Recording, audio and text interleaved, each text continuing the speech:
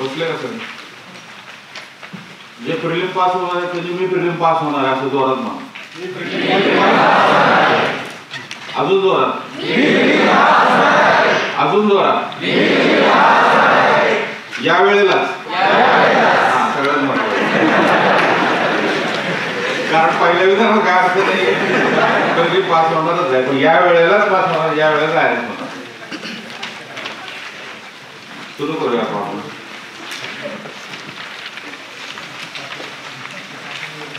ही एक नोट तुमच्याकडे दिलेली आहे.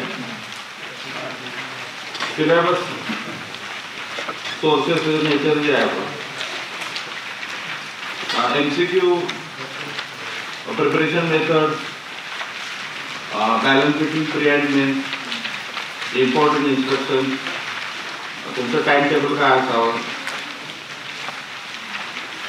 आणि जनरल असणाऱ्या पण महत्वाच्या अशा सूचना ज्या आहेत त्याच्या आधारे ते पुढे न्यायला पाहिजे. काय काय प्रिलिम्स लॉजिक जे आहे. आपल्या या मोफत कार्यालयाचे 2-3 हेतू जे आहेत ते पहिल्यांदा सांगतो, मग आपण चालू करूया. एक म्हणजे मागच्या वर्षीचा अनुभव पाहता यावेळेच्या लोकांना जास्त प्रेशर आहे. मागच्या वर्षीची बॅच होती त्यापेक्षा 4 महिन्याचं प्रेशर जास्त आहे. त्यामुळं जाहिरातीच्या वेळेला ज्यांचा प्री झालेला असेल ते सेफ असतील. जाहिरात ज्या दिवशी त्यावेळेस म्हणजे आमचं प्रिलिम झालं तर याचा अर्थ ते बॅलन्स होईल. कारण आत्ता समजा आपण जे मेन्सचे अभ्यास झालेले सगळ्या बॅचेसमध्ये ते जुलैमधले अभ्यास झालेले आहेत. म्हणजे त्यांनी ऑक्टोबरची परीक्षा ऑक्टोबरला घेतली, जूनची परीक्षा जी आहे आणि तुमची परीक्षा मात्र तिथेच ठेवलेली आहे. म्हणजे अभ्यास सुरू केलेला प्रिलिमचा जो आहे तो उशिरा सुरू केलेला आहे आणि मेन्सचा आदल्या काळात जसं व्हायला पाहिजे तसं झालेलं नाही आहे वेगळ्या कारणाने. आणि त्यामुळं प्री आणि मेन्समध्ये यावेळेला वेळ पण कमी आहे. त्यामुळे खऱ्या अर्थानं वाटतं की पुढचे 10 वर्ष आणि मागचे 10 वर्ष अशी काहीच होणार नाही. अशा आत्ताचं जे प्रेशर तुमच्यावर आहे त्या प्रेशरचं एक फील घेणं हा त्याचा मुख्य हेतू आहे. की त्याची इंटेन्सिटी जी आहे आणि त्याची तीव्रता ही अभ्यासामध्ये कशी उतरावायला पाहिजे त्याच्या दृष्टीनं साधारण आपण मुख्य काय मुद्दे बघूया. याला अनुषंगानं न हे करता ओव्हरऑल हे तुम्ही वाचा, याच्याशिवाय काही क्वेरीज असतील. एक मार्ग मला तुम्ही काय म्हणता ते काढण्याचा जो आहे तो फीडबॅक फॉर्म आहे. This feedback form gives you minimum understanding की तुम्हाला काय काय पाहिजे याच्यामधल्या कोणकोणत्या गोष्टी जे what do you want from mark याच्या वेळेचं एक अंदाज येऊ शकतो की कुठल्या कुठल्या गोष्टी केलेल्या आहेत. आणि याशिवाय आता आपण जेव्हा चर्चा करू त्याच्यातनं काही तुम्हाला क्वेश्चन्स आहेत, if you have any doubt, queries आणि क्वेश्चन्स तर ते लिहून तुम्ही माझ्यापर्यंत पोहोचवा म्हणजे आपण त्याच्यावर कॉम्प्लिटली बोलूया. मी पहिल्या वेळेस तास-सव्वा तास काही मी बोलले नंतर एक अर्धा-2 तास आपली चर्चा होत राहील.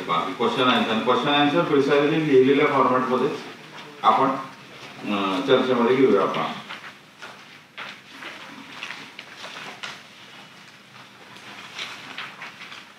प्रिलिम्स टेक्निकली ही जी आहे ती काय प्रिलिम क्वालिफाईंग परीक्षा आहे. म्हणजे त्याला काय मार्क नाही आहे. त्यामुळे त्याच्यात किती इन्व्हेस्ट करायचा हा काय ॲम्बिग्युटीचा इश्यू आहे. की 150 मिळाले, आपले मांगे पाटील सारखे स्टुडंट आहेत त्यांना 198 मिळाले, 193 असे 193, 194, 95 मिळालं तरी तुम्ही क्वालिफाय होणार आणि जस्ट क्रॉस झालेला आहे तरी क्वालिफाय होणार. सीसॅटचा आणखी यावर्षी इश्यू असणार आहे. त्यामुळे सीसॅटला जास्त प्रयत्न करायला पाहिजे.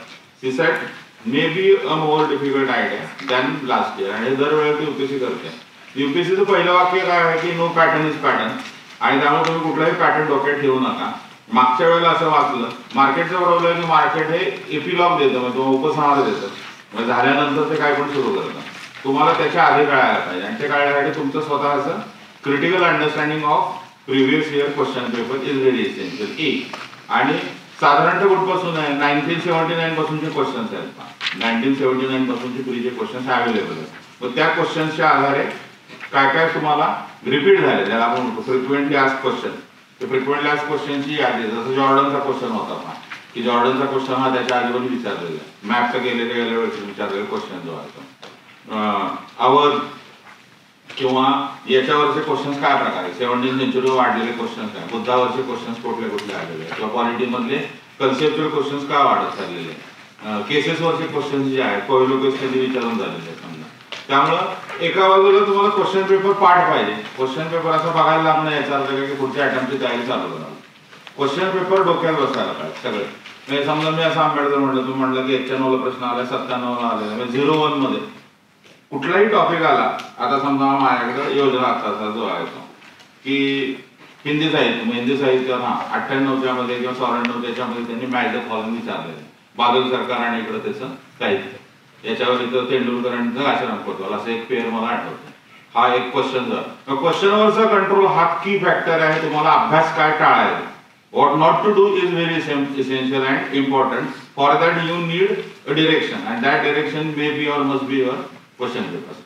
UPSC चे क्वेश्चन पेपर जे आहेत ते करत राहायला पाहिजे. क्वेश्चन पेपरच्या आधारे तुम्हाला कळेल. दुसऱ्या गोष्ट म्हणजे इथं पहिल्या याच्यावर लिहिलेलं जे आहे ते आता असं जसं तर मी काय ते अवेलेबल आहे, पण आपण मग तसं कारण UPSC अजून हँड रिटन सोडलेलं नाही आणि त्यामुळे तुम्ही कितीही टाईप केलं तर हँड रिटन मधलं स्किल आणि हेच समजा आता मी ते 1 लाख वेळा लिहिलं असेल तरी सुद्धा परत लिहिलेलं, कारण काय तुम्ही स्पीड मध्ये त्यापेक्षा पहिल्यापेक्षा बरं लिहिता का.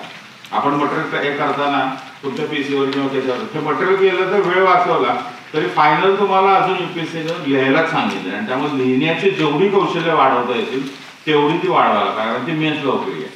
प्रिलिम नुसतं करत बसण्यात पॉईंट नाही, हे बरोबर आहे, आणि त्याच वेळेला मेन्स किती करायचा त्याचा बॅलन्स व्हायचा. This is my mains and this is my prelims. तर याचा राईट बॅलन्स तुम्ही कसा निर्माण करणार हा त्यातला इश्यू आहे. म्हणजे if last year your score इथे जे याच्यात म्हटलेलं आहे की बिलो 90, आता जसं आता हे कॅन्डिडेटचा हवा 78 आहे, तर 78 याचा अर्थ काय की स्क्रॅच पासून 0 पासून 95च्या खाली स्कोर असेल तर 24/7 प्रिव्ह करायचा. 102 ला 1-2 मार्कांनी गेलेले अशी स्थिती असेल मागच्या वेळेला किंवा CSAT गेल्याने इकडे 110च्या वर आहे तर 3 दिवस ऑप्शनल आणि 4 दिवस फ्री करायला. पॅटर्न सगळा साधारणतः जो आहे आणि 3 सर्कल्स याच्यात काढलेले आहेत. GS एक अंडरस्टँडिंग आहे, SE एथिक्स एक अंडरस्टँडिंग आहे, कारण अल्टिमेटली मार्क त्याला आहे.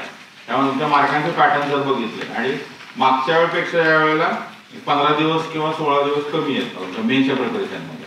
मेन्सचे यावेळेचे 78 किंवा त्यापेक्षा कमी दिवस आले आणि 27 जून पासून तुमच्या प्री मेन्स पर्यंतचं उलट टायमिंग केलं प्लॅनिंग करताना. प्रीचं प्लॅन करत असताना इनविजिबली डोक्यामध्ये मेन्स एक प्लॅन नक्की पाहिजे, अदरवाईज ते फेल्युअर होईल. कुठल्या अर्थानं की प्री पास झाले असे झाले प्री पास झालेले पण मेन्सचं काय करायचं. त्यामुळं मेन्सचं काय करायचं याचं ऍटलिस्ट एक यादी आपल्याकडे पाहिजे. I am going to plan in a particular way. माझं ऑप्शनलचा ऍटलिस्ट पहिला पेपर तयार आहे. 27 ला सुरू केलं तर दुसरा पेपर या म्हणजे साधारणतः 11, 12, 18 जुलैपर्यंत संपेल का समजा ॲटमॅक्स कॅल्क्युलेट केलं. त्याच्यानंतर ऑप्शनल तुमचं सगळं स्पॉइल करा. 18 जुलैच्या ते रिझल्ट लावतील. माझ्या मते 7-8 जुलैपर्यंत त्यांनी रिझल्ट लावायला का मागच्या आता बघितलं त्या त्यांनी परीक्षा घेतली 19 आधी रिझल्ट तयार होता. आपण 15 दिवसात तुम्ही मोजले तर 5 दिवस आणि पुढचे 10 दिवस म्हणजे 10 जुलै खूप झाले. आयडियल कॅन्डिडेट कोण आहे का की ज्याचं प्री नंतर 5व्या दिवशी 6 तास लिहून होतं, तो आयडियल कॅन्डिडेट. ऑप्शनल 6 तास संपलं याचा अर्थ कॉल येणार की तुम्ही, कारण GS ला काय होतं किती आता बघितलं GS ला तुम्हाला लोक 15 दिवसात पकडतात. जिथं मार्जिन आहे ते कुठली जागा आहे पण एसे आहे तुमचं ऑप्शनल आहे. एथिक्सला पण काही प्रयत्न करता येऊ शकतात आणि कन्सिस्टंट प्रयत्न तुमचे जे पाहिजे ते एसे मध्ये काही आहे, कारण एसेला राहिलं तिथंच एसे मुळे स्पॉइल झालेले पण बरेच लोक आहेत. 105च्या वर जातच नाही आणि ते असं अचानक होणारी गोष्ट नाही. त्यामुळं एसेचं एका प्रिपरेशन पाहिजे आत्ताच्या कालखंडामध्ये up to say March end आणि दुसऱ्या बाजूला मेन्सचं काही ना काही करत राहायला पाहिजे. मग राहिलेले 4 suppose this is your plan because your course prelim हा 100च्या वर गेलेला आहे आणि तुम्ही म्हटलं की 100च्या वर गेलेलं नाही तर हे डिस्कशन तुम्हाला लागू होत नाही. पहिली डिस्कशन लागू होते की 24/7 हा काम करायला पाहिजे. त्यात 15 तास 100 आवर्स 100 आवर्स पर वीक हा अभ्यास करायला पाहिजे इन्क्लुडिंग पेपर रिडिंग. पेपरमध्ये ज्या आता किती वाचावं याला पेपरला लॉजिक आहे शंभर काय. If you are doing daily 12 hours then 3 hours आणि डेली 15 आवर्स असेल तर 4 आवर्स. रोज तुम्ही 12 तास अभ्यास करत असाल तर 3 तास पेपर वाचा. रोज तुम्ही 15 तास अभ्यास करत असाल तर 4 तास पेपर वाचायला. कारण पेपर रिडिंग हे प्रीला क्रुशियल आहे. पेपर रिडिंग मधूनच तुम्हाला गोष्टी आता समजा आजच्या फेज तुम्ही वाचला असेल किंवा कालचं चैतन्य वैष्णविजमचं वाचलं असेल. मायनर गोष्टी ज्या आहेत त्या कोणकोणत्या अशा म्हणजे आता समजा मॉडर्निटीची आलेली चर्चा आहे राया दीक्षितांचा बुक रिव्ह्यू लोकसत्ता एक्सप्रेस मध्ये आलेली चर्चा. पेपर रिडिंग जे तुम्ही करता तेच आहे. Paper reading is crucial factor. सगळ्यात क्रुशियल फॅक्टर काय आहे पेपर रिडिंगच आहे. पेपर ज्यांनी कन्सेप्च्युअली जास्त चांगले वाचलेले त्यांनी ते इंटरनलाइज केलेले आहे. बऱ्याच समजा आता हे असं मटेरियल आहे मार्केट मटेरियलचा इश्यू काय होतो की ते कटपेस्ट आहे एका टप्प्यावर आणि कंपल्सन आहे त्यांना डेली कंपल्सन आहे रोज काही ना काहीतरी त्या तारखेच्या आत तुम्हाला ते द्यायचं आहे आणि त्यामुळं त्याचं काही झालं तर एक लिमिट येत राहणार, त्याला क्रॉस करण्याची जबाबदारी तुमची. आणि त्यामुळे you have to manipulate market, you have to use market very effectively. Otherwise तुम्ही मार्केट सेंट्रिक अभ्यास करता, तुमच्या सेंट्रिक तुम्हाला मार्केट ओळखता आला पाहिजे की माझी प्लेची स्थिती ही आहे, I am not comfortable history, spectrum is a problem, then what should. Minimum time मध्ये काय करायचं, फ्रीडम स्ट्रगल एमपीटीचं आहे ते वाचायला पाहिजे. म्हणजे पास होणारे काय सांगतात हे पाहायला पाहिजे, पास होणारे लोकांनी काय प्रकारचं मॉडेल वापरलेलं आहे, काय प्रकार म्हणजे 3,000 तुम्ही चालू केलं एक्सेल करणारे, किंवा अगदी 7-8 आपलं निखिल दुबे समजा आहे, जयंत आहे, कुठली काय केल्यावर तुम्ही प्रिलिम पास होईल, काय केल्यावर तुम्हाला मेन्स होईल, काय केल्यावर पोस्ट मिळेल, याचा एक सतत आपल्या डोक्यामध्ये पाहिजे. आणि ते कधी होईल, इंटिग्रेटेड अंडरस्टँडिंग तुमचं असायला पाहिजे की दिस इज चेस बोर्ड, हे सगळं हलणार आहे, एकत्र हलणार. नुसतं मी प्री पास होऊन नंतर उपयोग होणार नाही प्रिलिमच्या याच्यामध्ये, त्यामुळे प्री आणि मेन्सचा बॅलन्स जो आहे. पुढे याला परत काय सब क्लॉज काय, if it's not 105 last year युपीएससीने सांगितलेले, आताच्या ज्यामध्ये मार्केट मधल्या पेपर मधले आलेले स्कोर 110 आहे, 120 आहे, तरी ते सफिशियंट नाही. आय रिपीट, ते सफिशियंट नाही. 150 प्लस कंपल्सरी असतं. 150 म्हणजे फॉरेस्टला सिलेक्शन व्हायला पाहिजे अशी तयारी आता करायला पाहिजे. फॉरेस्टला आपल्याला काही जायचं नाही, that is different story, but I need to prepare in a particular way that ultimately I will crack forest. 136 वर मार्क समजा आपण म्हणलेलं, त्याच्यावर माझा स्कोर झाला पाहिजे. आणि त्यासाठी तुम्हाला आजूबाजूचं काय झालेलं, आता समजा आयबीचा पेपर झाला, धनानंदचा प्रश्न त्याच्यामध्ये विचारलेला आहे वेगळे, तुम्ही म्हणलं की आयबीची परीक्षा झालेली आहे, लोक म्हणणार घरी जा. म्हणजे करंट काय आहे हे कळायला पाहिजे, आजूबाजूचं जे आहे. कारण तुम्हाला जिल्हा अधिकारी झाल्यावर आजूबाजूच काय झालेलं आहे, प्रेसिडेंटवर त्यांनी विचारलेला क्वेश्चन आहे, क्वेश्चनचं तुमची हे पाहिजे, क्युरियोसिटी पाहिजे की काय झालेलं आहे. एनडीएचा पेपर समजा येईल, सेटनेटचा पेपर येईल, जे आजूबाजू, कारण स्टेट आहे, that is government of India और गव्हर्नमेंट ऑफ महाराष्ट्र. 14 मार्च याच्यामध्ये कुठले प्रश्न विचारले जाऊ शकतात, काय काय असू शकतात, त्याचे गेस आपले किती बसतात. तुम्ही गेस केला आणि क्वेश्चन आला कुठल्या एक्झाम मध्ये, याचा अर्थ की our preparation is in right direction. ती डिरेक्शन अगदी वीकली तुम्ही सोडवणारे पेपर आहे. समजा दिस संडे हे कुठलाही क्लास त्याची टेस्ट असेल, या टेस्टमध्ये मी आता प्रिपेअर केलेलं आहे गेस दिस 10 क्वेश्चन आणि चेक केलं तर हे आहे, त्याचा अर्थ काय की my mindset is the correct mindset, हे जे युपीएससीला पाहिजे. पेपर सेटरचा माइंडसेट आपल्याला समजायला लागलेला आहे. म्हणजे आपला रिपीट फॉर्म्युला काय आहे, अनप्रेडिक्टेबल किती. अनप्रेडिक्टेबलच्या फारसं नादाला लागता कामा, म्हणजे 66 सोडवले आणि 64 बरोबर असं आपल्याला करतात. निगेटिव्ह मार्किंग याचा दुसरा अर्थच काय, जिथे निगेटिव्ह मार्किंग लिहिलं याचा अर्थ इकडे काय लिहिलेलं आहे, इन डेप्थ स्टडी. नाण्याच्या दुसऱ्या बाजूला काय म्हणलेलं आहे, इन डेप्थ स्टडी. याचा अर्थ तुम्ही त्याच्यामध्ये किती खोल जाल याला लिमिट नाही, त्याच्यामध्ये तुम्ही तपशिलामध्ये कितीही गेला तरी संपूर्णपणे जे आहे. जसं आता मग त्याला म्हणजे आता मागचा फ्रंट लाईन तुम्ही बघितला तर काय, इथली जालियनवाला बागच्या आधीची एक केस दिलेली आहे की मास्केर झालेलं होतं आणि त्याच्याबद्दल तुम्ही कोणत्याच प्रकारे का चर्चा करा, अख्ख्या भारतामध्ये सायलेन्स कसं आहे, असं एक आर्टिकल आलं. मग ती 1874 नंतर 1874 मध्ये पार्टिशनच्या पहिल्याविषयी चर्चा आहे का, कुठलं कर्जल तुम्हाला मागच्या वेळी विचारलेलं मेन्स मध्ये, तर नंतरची गोष्ट आहे. It starts with 1874. मग इनर लाईन परमिट आणि याची चर्चा. मग पवारपूरची त्यांनी केस दिलेली आहे, पवारपूरची केस आता फ्रंट लाईन झालेला आहे. त्याच्यामध्ये पॉइंट आहे की आजूबाजूच्या जगाविषयी तुमची संवेदनशीलता तुम्ही स्वतः मिळवलेल्या ज्ञानातनं माहितीतनं यायला पाहिजे. आणि ते स्वतः मिळवलेल्याचा अर्थ काय आहे की समजा आता मी सांगतो तर हा इंटरप्रिटर झाला ना, मग आता ते जे आहे काय, हे गव्हर्नमेंट आहे, मग हे गव्हर्नमेंट आणि तुम्ही वाचायला पाहिजे, तुमचे इंटरॅक्शन त्याशी व्हायला पाहिजे. ती जोपर्यंत होत नाही, याच्यात मिडल पर्सन आला की ते तुम्हाला त्यांचे इंटरप्रिटेशन सांगत बसणार.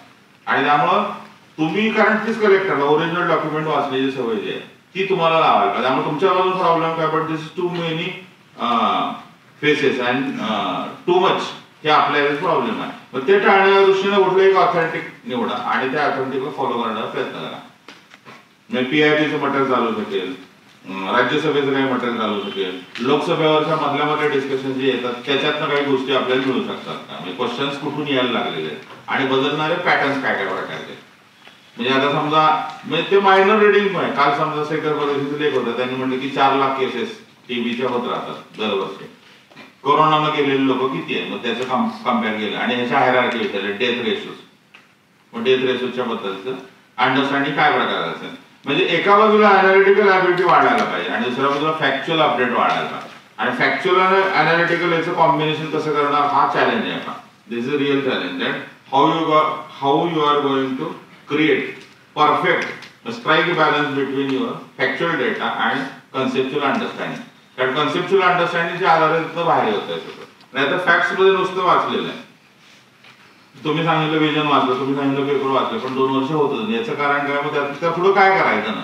याचा अर्थ स्ट्रक्चरल अंडरस्टँडिंग कमी पडते की हे मी आता मौखिक परंपरा आणि भारतीय साहित्य हे मी लेख का वाचा, याचं मला एक अंडरस्टँडिंग यायला पाहिजे. याचं स्टेटमध्ये अंडरस्टँडिंग आहे का, कुठल्या योजना तशा चाललेल्या आहेत का, ASI तसं काय म्हणतंय का, ICCR मध्ये तशी कल्चरल याच्यामध्ये काय चर्चा आहे का, ICHR मध्ये जी काय चर्चा आहे का, विद्यापीठांमध्ये त्याच्यावर काय आर्ग्युमेंट आहे का. कारण पेपर सेट करणारे लोक still in university paper, these are university paper. Tata कन्सल्टन्सीनं समजा आपला IBचा पेपर काढला असेल, तसं अजून आपल्याला नाही UPSC हे अंबानीने काढलेलं पेपर असं नव्हतं झालेलं. त्यामुळं गव्हर्नमेंट ऑफ इंडिया अजून कोणाला कॉन्ट्रॅक्ट देतो, विद्यापीठालाच कॉन्ट्रॅक्ट देतो की तुम्ही कृपया आणि पेपर काढा. त्यामुळे विद्यापीठात काय झालं, नुसतं महाराष्ट्र नाही, सेंट्रल युनिव्हर्सिटीजमध्ये किंवा प्रायव्हेटच्या ह्याच्यामध्ये याच्यामध्ये तुम्ही काय चाललेलं आहे, कुठले सेमिनार्स आहेत त्याच्याविषयीचा एक अंदाज आहे. आणि त्याच्यासाठी सोर्स काय, प्रत्यक्ष तिथं जायची गरज नाही. वेगळ्या ह्याच्यात नोंदी येत असतात लोक की हिंदी विभागानं हा सेमिनार प्रभाव घेतला, त्यानंतर काय म्हणलेलं आहे जबलपूरमध्ये हे गोष्ट झाली, मायनर गोष्ट असते. That is clue that I have to prepare in this direction because people from central university or state university discussing these 3 points की ज्याच्या आधारे आपल्याला ते कन्सर्न आहे. प्री मध्ये पेपर काढणारे किंवा मेन्स मध्ये पेपर काढणारे लोक जे आहेत ते तिथून आहे. त्यामुळे तुमचा सोर्स सतत पाहत राहायला पाहिजे. What is my source of question paper, it's ultimately knowledge centre, still it's university. मी कुठल्या प्रकारचे स्टेट मधले असेल किंवा याच्यातले, मग त्याच्या लोकांचे विचार जे आहेत ते कुठल्या कुठल्या प्रकारचे. मग सीसॅटच्या सरावांचा बदलणारे पॅटर्न, मग समजा IIM मधले काही डिस्कशन आहेत त्याच्या आपल्याला ऐकता येतात का, हे सगळं कुठल्या ह्याच्यामध्ये. आणि इकडच्या ह्याच्यामध्ये वेगळं समजा मग कुठला मागचा जर तुम्ही पेपर बघितला सेकंड पेपर, तर त्याच्यातले पॅराग्राफ कुठून विचारा, तर पॅराग्राफचं लॉजिक काय असतं ना, पॉवरवर वाढलेले पॅराग्राफ आहेत का, हंगरवर चर्चा आहे का, टेक्नॉलॉजीकडे गेले तर आता ऍग्रीवर एवढी चर्चा आहे तर मग ऍग्रीचे आर्टिकल बारकाईनं वाचलं पाहिजे, सीसॅट लावू शकेल. मग ऍग्रीचा समजा त्याचा मायामध्ये निम्मा पुढचं ऍग्री हेच असते ना पॅराग्राफ कॉम्प्रिहेन्शनचे, मग त्याच्यावर तुम्ही इकडं ते राईट फ्रॉम मान म्हणजे समजा अगदी सुरुवातीला ऍग्रिकल्चर डिपार्टमेंट कसं झालं त्याच्यापासूनचे सगळ्या गोष्टी ते कव्हर करण्याचा प्रयत्न करणार. त्याच्या दृष्टीने लँड रिफॉर्म आहे, ते पॅराग्राफ साठीची सवय आता ते कुठे वेगळं समजा फायनान्शियल एक्सप्रेस मध्ये आलेले आर्टिकल कुठलेही याच्यातले, take any one, Business Line, Economic Times, Financial Express, go for original, that is the best way. तुम्ही आणि हे लॉंग टर्म मध्ये करत राहायला पाहिजे तुमचं स्वतःचं काहीतरी. आता असं केलेले पण काही लोक आहेत, मागच्या वेळेला सांगितलं की जेन्युअनली म्हणलं की हे केलेलं आहे तरी ते वर झालेलं नाही. याचं कारण काय, त्याची मेथड प्रॉपर बसलेली नाही. मी पेपर तुम्ही सांगितलं रोज वाचला की नोट आहे असं नोट काढत गेलेलं, पण याचं रिव्हिजन कुठं आहे, त्यामुळे याचं रिवाईज नसेल. हे सगळं मॅटर किती वेळा वाचायला पाहिजे. 2013 आपल्याला मेसेज आहे 25 2013ला पहिल्या अटेम्प्ट मध्ये तिसरा आलेला शुभम चौधरी स्टुडंट आहे, तो म्हणला मी 25 वेळा रिवाईज केलेलं, first attempt all India 3rd rank. आणि त्यामुळे रिव्हिजन मॅटर्स सगळ्यामध्ये. याच्यामध्ये काय तर revision is very very crucial aspect of your whole preparation. रिव्हिजन/S रिव्हिजन्स कारण आठवणारच नाहीये ते आपल्याला, आणि ते आठवण्याच्या दृष्टीने तुमच्याकडे मिनिमम मटेरियल करायला पाहिजे. एवढं मटेरियल मला वाचता येऊ शकतं किंवा रिडेबिलिटी आहे. प्रिलिम ही काही झालं तरी निगेशनची परीक्षा आहे. कितीही तुम्ही IPS झाला तरी निगेशन म्हणजे आय डोंट नो आन्सर, पण B आणि C मध्ये कन्फ्युजन आहे, C आपल्याला निवडायला पाहिजे. इंट्युशनच्या आधारे C वर केलेलं आहे. असे किती 23 ते 24 प्रश्न ज्यावर कोणालाच माहिती नसतं. म्हणजे जे असतं पुढचं मग 82 स्कोर आला किंवा 92 पर्यंत गेलेलं, ते निगेशनची ताकद जास्त असते की ज्याला आपण ॲक्युम्युलेटेड नॉलेज म्हणतो. ॲक्युम्युलेटेड म्हणजे इकडून वाचलेलं हे वाचलेलं, या सगळ्यातनं आपल्याला एक कॉन्क्रीटचं अंडरस्टँडिंग व्हायला लागतं. आता समजा पब्लिक हेल्थ सिस्टीम आहे, पब्लिक हेल्थ केअरवर काही अंडरस्टँडिंग आहे, मग ते स्पॅनिश फ्लू असतील, स्वाईन फ्लू, बर्ड फ्लू, फ्लूचे सगळे आपण कॅटेगरी बघितल्या, मग त्याच्यावर आपल्याला जी क्रोनॉलॉजी विचारली जाऊ शकते का, कुठल्या क्रोनॉलॉजीनं आपण त्या महामारीला सामोरं गेलेलं आहे. मग तशा प्रकारचं वाचन कुठं नाही आहे. त्यामुळे UPSC ज्या प्रकारचा विचार करते त्या प्रकारचा विचार आपण करू शकतो का, त्याच्यासाठी तुम्हाला क्वेश्चन पेपरमध्ये डेप्थ मध्ये जायला पाहिजे. म्हणजे 3 गोष्टी आपण म्हणले ट्रायंगल तो की क्वेश्चन पेपर, सिलेबस तुमचा जो आहे आणि तुमचं क्वालिटी मटेरियल. मग क्वालिटी मटेरियलमध्ये योजना कुरुक्षेत्र कंपल्सरी आहे का? योजनाचा कल्चरवरचा वाटलेला जोर सगळा बघितला तुम्ही. कल्चरवर जूनच्या ह्याच्यामध्ये त्यांनी दशावतार दिला, झाडीपट्टी दिलेली आहे. योजना आता भारतीय साहित्यावर गेल्या 5 वर्ष योजनाच नाही आहे. 1996 मध्ये फिल्मवर त्यांनी एक योजना काढला होता जानेवारीचा. त्याच्यानंतर एवढ्या यांना कल्चरकडे इतका शिफ्ट आहे, म्हणजे सरळ आहे. स्टेटची या गव्हर्नमेंटची डिमांड हे ते कल्चरली जे स्पिरिच्युअल हबची समजा चर्चा काल झालेली आहे, याचा आपल्याला प्रिला अर्थ काय असणार आहे तो ओळखायला पाहिजे. की यम नियम प्राणायाम प्रत्याहार समजा 8 घटक विचारले आणि त्याची क्रोनॉलॉजी विचारली योगातली बारकाईने जर आपण गेलो म्हणजे कोणते प्रश्न येऊ शकतील याचा अंदाज काय. स्टेटच्या ऍक्टिव्हिटीज तुम्हाला टॅप करता येतात. राज्यसंस्था state per se not federal. राज्यसंस्था काय अपेक्षित आहे आपल्याकडे ऍज अ ब्युरोक्रॅट. मी परमनंट एक्झिक्युटिव्ह म्हणून जाणार, पॉलिटिकल एक्झिक्युटिव्ह बदलत जाते 10 वर्षांनी. माझं काम इथून आहे जॉईंट 26 आणि आता पुढपर्यंत आहे. तर माझं मॅन्डेट मला कळायला पाहिजे आणि ते जेवढ्या क्लीनली तुम्हाला कळेल की this is my mandate and I am applying for this article 311 मला ह्या गोष्टी करायच्या. हे कळण्याचे मार्ग काय असतील तर स्टेट काय करतात, स्टेटच्या काय. त्यामुळे त्याच्यामुळे दुसरं सोप्या भाषेत काय पीएमच्या स्पीच मध्ये काय आलेलं आहे, व्हाईस प्रेसिडेंट मध्ये काय आलेलं आहे, प्रेसिडेंट काय आर्ग्युमेंट करतात किंवा सभापतींनी काय कुठं स्मारकाच्या याच्या वेळेला केलेलं आहे, कुठल्या वेगवेगळ्या गोष्टींच्या याच्यामध्ये ती चर्चा येते. त्यामुळे स्टेट डॉक्युमेंट सगळे बारकाईने पाहायला पाहिजे. स्टेट अथॉरिटीज अनालाइज करायला पाहिजे. इलेक्शन कमिशन पासून किंवा एक स्टेट अथॉरिटीज काय म्हणतात त्याचाही घ्यायला पाहिजे. मग दुसरा अलीकडच्या काळात वाढलेला गेल्या 10 वर्षातला जरी आपण म्हटलं that is honourable supreme court. कारण ऑनरेबल सुप्रीम कोर्ट का असं म्हणतं की मी इथं जाणार नाही बाबा, एक जज म्हणलेलं होतं. मग याचं प्रीला काय मॅनिफेस्टेशन असेल, त्यामुळे प्रीवर या वाक्यावर विचार केला. मग याच्यासाठी तुम्हाला पूर्वीचे क्वेश्चन लागतात. सुप्रीम कोर्टावर विचारले काय क्वेश्चन आहे. मग S P Gupta union of इंडियामध्ये अशी काही चर्चा होती का, सेकंड जजेस मध्ये असं काय म्हणलेलं होतं का, थर्ड जजेस मध्ये असं काही चर्चा आलं होतं का, नारायणच्या वेळेला त्याच्यावर काही आर्ग्युमेंट आलेले होते का. मग नुसते ही केस आपण बघितली, त्याची टेक्निकल टर्म्स सगळ्या ज्या आहेत त्या टेक्निकल टर्म्सवर काही क्वेश्चन्स विचारले जाऊ शकतात. कोर्टातल्या अमिकेस क्युरी पासून सगळ्या गोष्टी समजायच्या त्याच्या प्रो बोनो म्हणजे कुठल्याही टर्म्सवर काय प्रश्न विचारले जाऊ शकतात की ज्या टर्म्स आता ज्याच्यामध्ये आहे त्याच्याविषयीचे आर्ग्युमेंट काय प्रकारचे केलेले आहेत आणि आर्ग्युमेंटसाठीचे केसेस आहेत. रमणी केस समजा आता बघितलेले त्याच्यामध्ये कुठले आर्ग्युमेंट्स येत राहतात. आता हे कुठल्याही याच्यात वाचायचं आपल्याला त्यातलं मिनिमम अंडरस्टँडिंग व्हायला लागतं की समजा आता मी एक मार्केटमधलं कुठलं मटेरियल घेतलं किंवा आपण काढलेलं समजा आता मटेरियल घेतलं तर त्याच्यात काय होणार तुम्हाला मिनिमम क्रिटिकॅलिटी येणार. पण जी इन्साइट तुम्ही वाचताना बेसिक वाचताना येईल ती इन्साइट तशी येईलच असं नाही, येणारच नाही असं माझं म्हणणं नाही. त्यासाठी तुम्ही कंटिन्युअसली आपण म्हणतो इंटेलेक्च्युअली काही गोष्टींना ट्रॅक ठेवतो आपण आणि त्या ट्रॅक ठेवण्यातून कन्सेप्च्युअल क्लॅरिटी आपली वाढत राहील आणि त्याच्या दृष्टीनं काही गोष्टी स्वतः ओरिजिनली वाचण्याचा प्रयत्न करायला पाहिजे. पुढचा पॉईंट जो आहे तो काय की सोडवावे किती ते म्हणतात आता. मग मेजर आता मेजर जो क्रायसिस आहे तो काय आपण क्वेश्चन आन्सर मध्ये बघूया तो म्हणजे हाऊ मच इज इनफ. हे मी एवढं केल्यानंतर पुरेसं आहे कारण याला मार्क नाहीये शेवटी. मी 105 पेपर सोडवले, 68 पेपर सोडवले, 72 पेपर सोडवले तरी ते पुरेसे आहेत का. ज्यांनी मागच्या वेळेला एकदा फ्री दिलेले अशा लोकांच्यासाठी काय for the first time I am witnessing in my life this is my fresh first attempt. अशा लोकांनी 100 पेपरचं टार्गेट ठेवायला पाहिजे. 60-40 सेक्शनल 60 सोडवायला पाहिजे आणि 40 कॉम्प्रिहेन्सिव्ह जायला पाहिजे. आणि ज्यांनी पहिल्यांदा दुसऱ्यांदा देता जातात की बाबा हे म्हणजे मागच्या वेळेला इथं जातं 105 ला 195 ला अशा लोकांनी 10 पेपर प्लॅन केले की 6 सेक्शनल घेतले प्रत्येक विषयाचे किंवा 7 आणि 3 किंवा 4 कॉम्प्रिहेन्सिव्ह केले. तुम्ही पेपर सोडवला की तो 150 वर जायला तरच पेपर सोडवण्याचा पॉईंट. अदरवाईज ते रिच्युअल आहे. आता आम्हाला येणं प्रॅक्टिस झालेलं आहे. पहिल्या वेळेला कसं होतं आपल्याला त्याचा आपल्या व्यक्तिमत्वाचा अंदाज नाहीये. पेपर पॅटर्निंग काय असेल, रिव्हर्सली सोडवायला पाहिजे का, इथं सोडवायला पाहिजे का, आपण एका तासात 70 पर्यंत जातं का, 1 hour 70 राहिलेल्या 30 याच्यामध्ये कुठल्या गोष्टी आल्या. मग तिथं शूट ॲट साईड करायचं आहे का एबीसी करायचं पहिला ए राऊंड बी राऊंड याच्यात कन्फ्युजन होतं ना. लास्ट मोमेंटला आपण सगळ्या गोष्टी ट्रायल एरर सगळ्या आपल्या ज्या आहेत त्या एक्झाम जे व्हायला लागतात.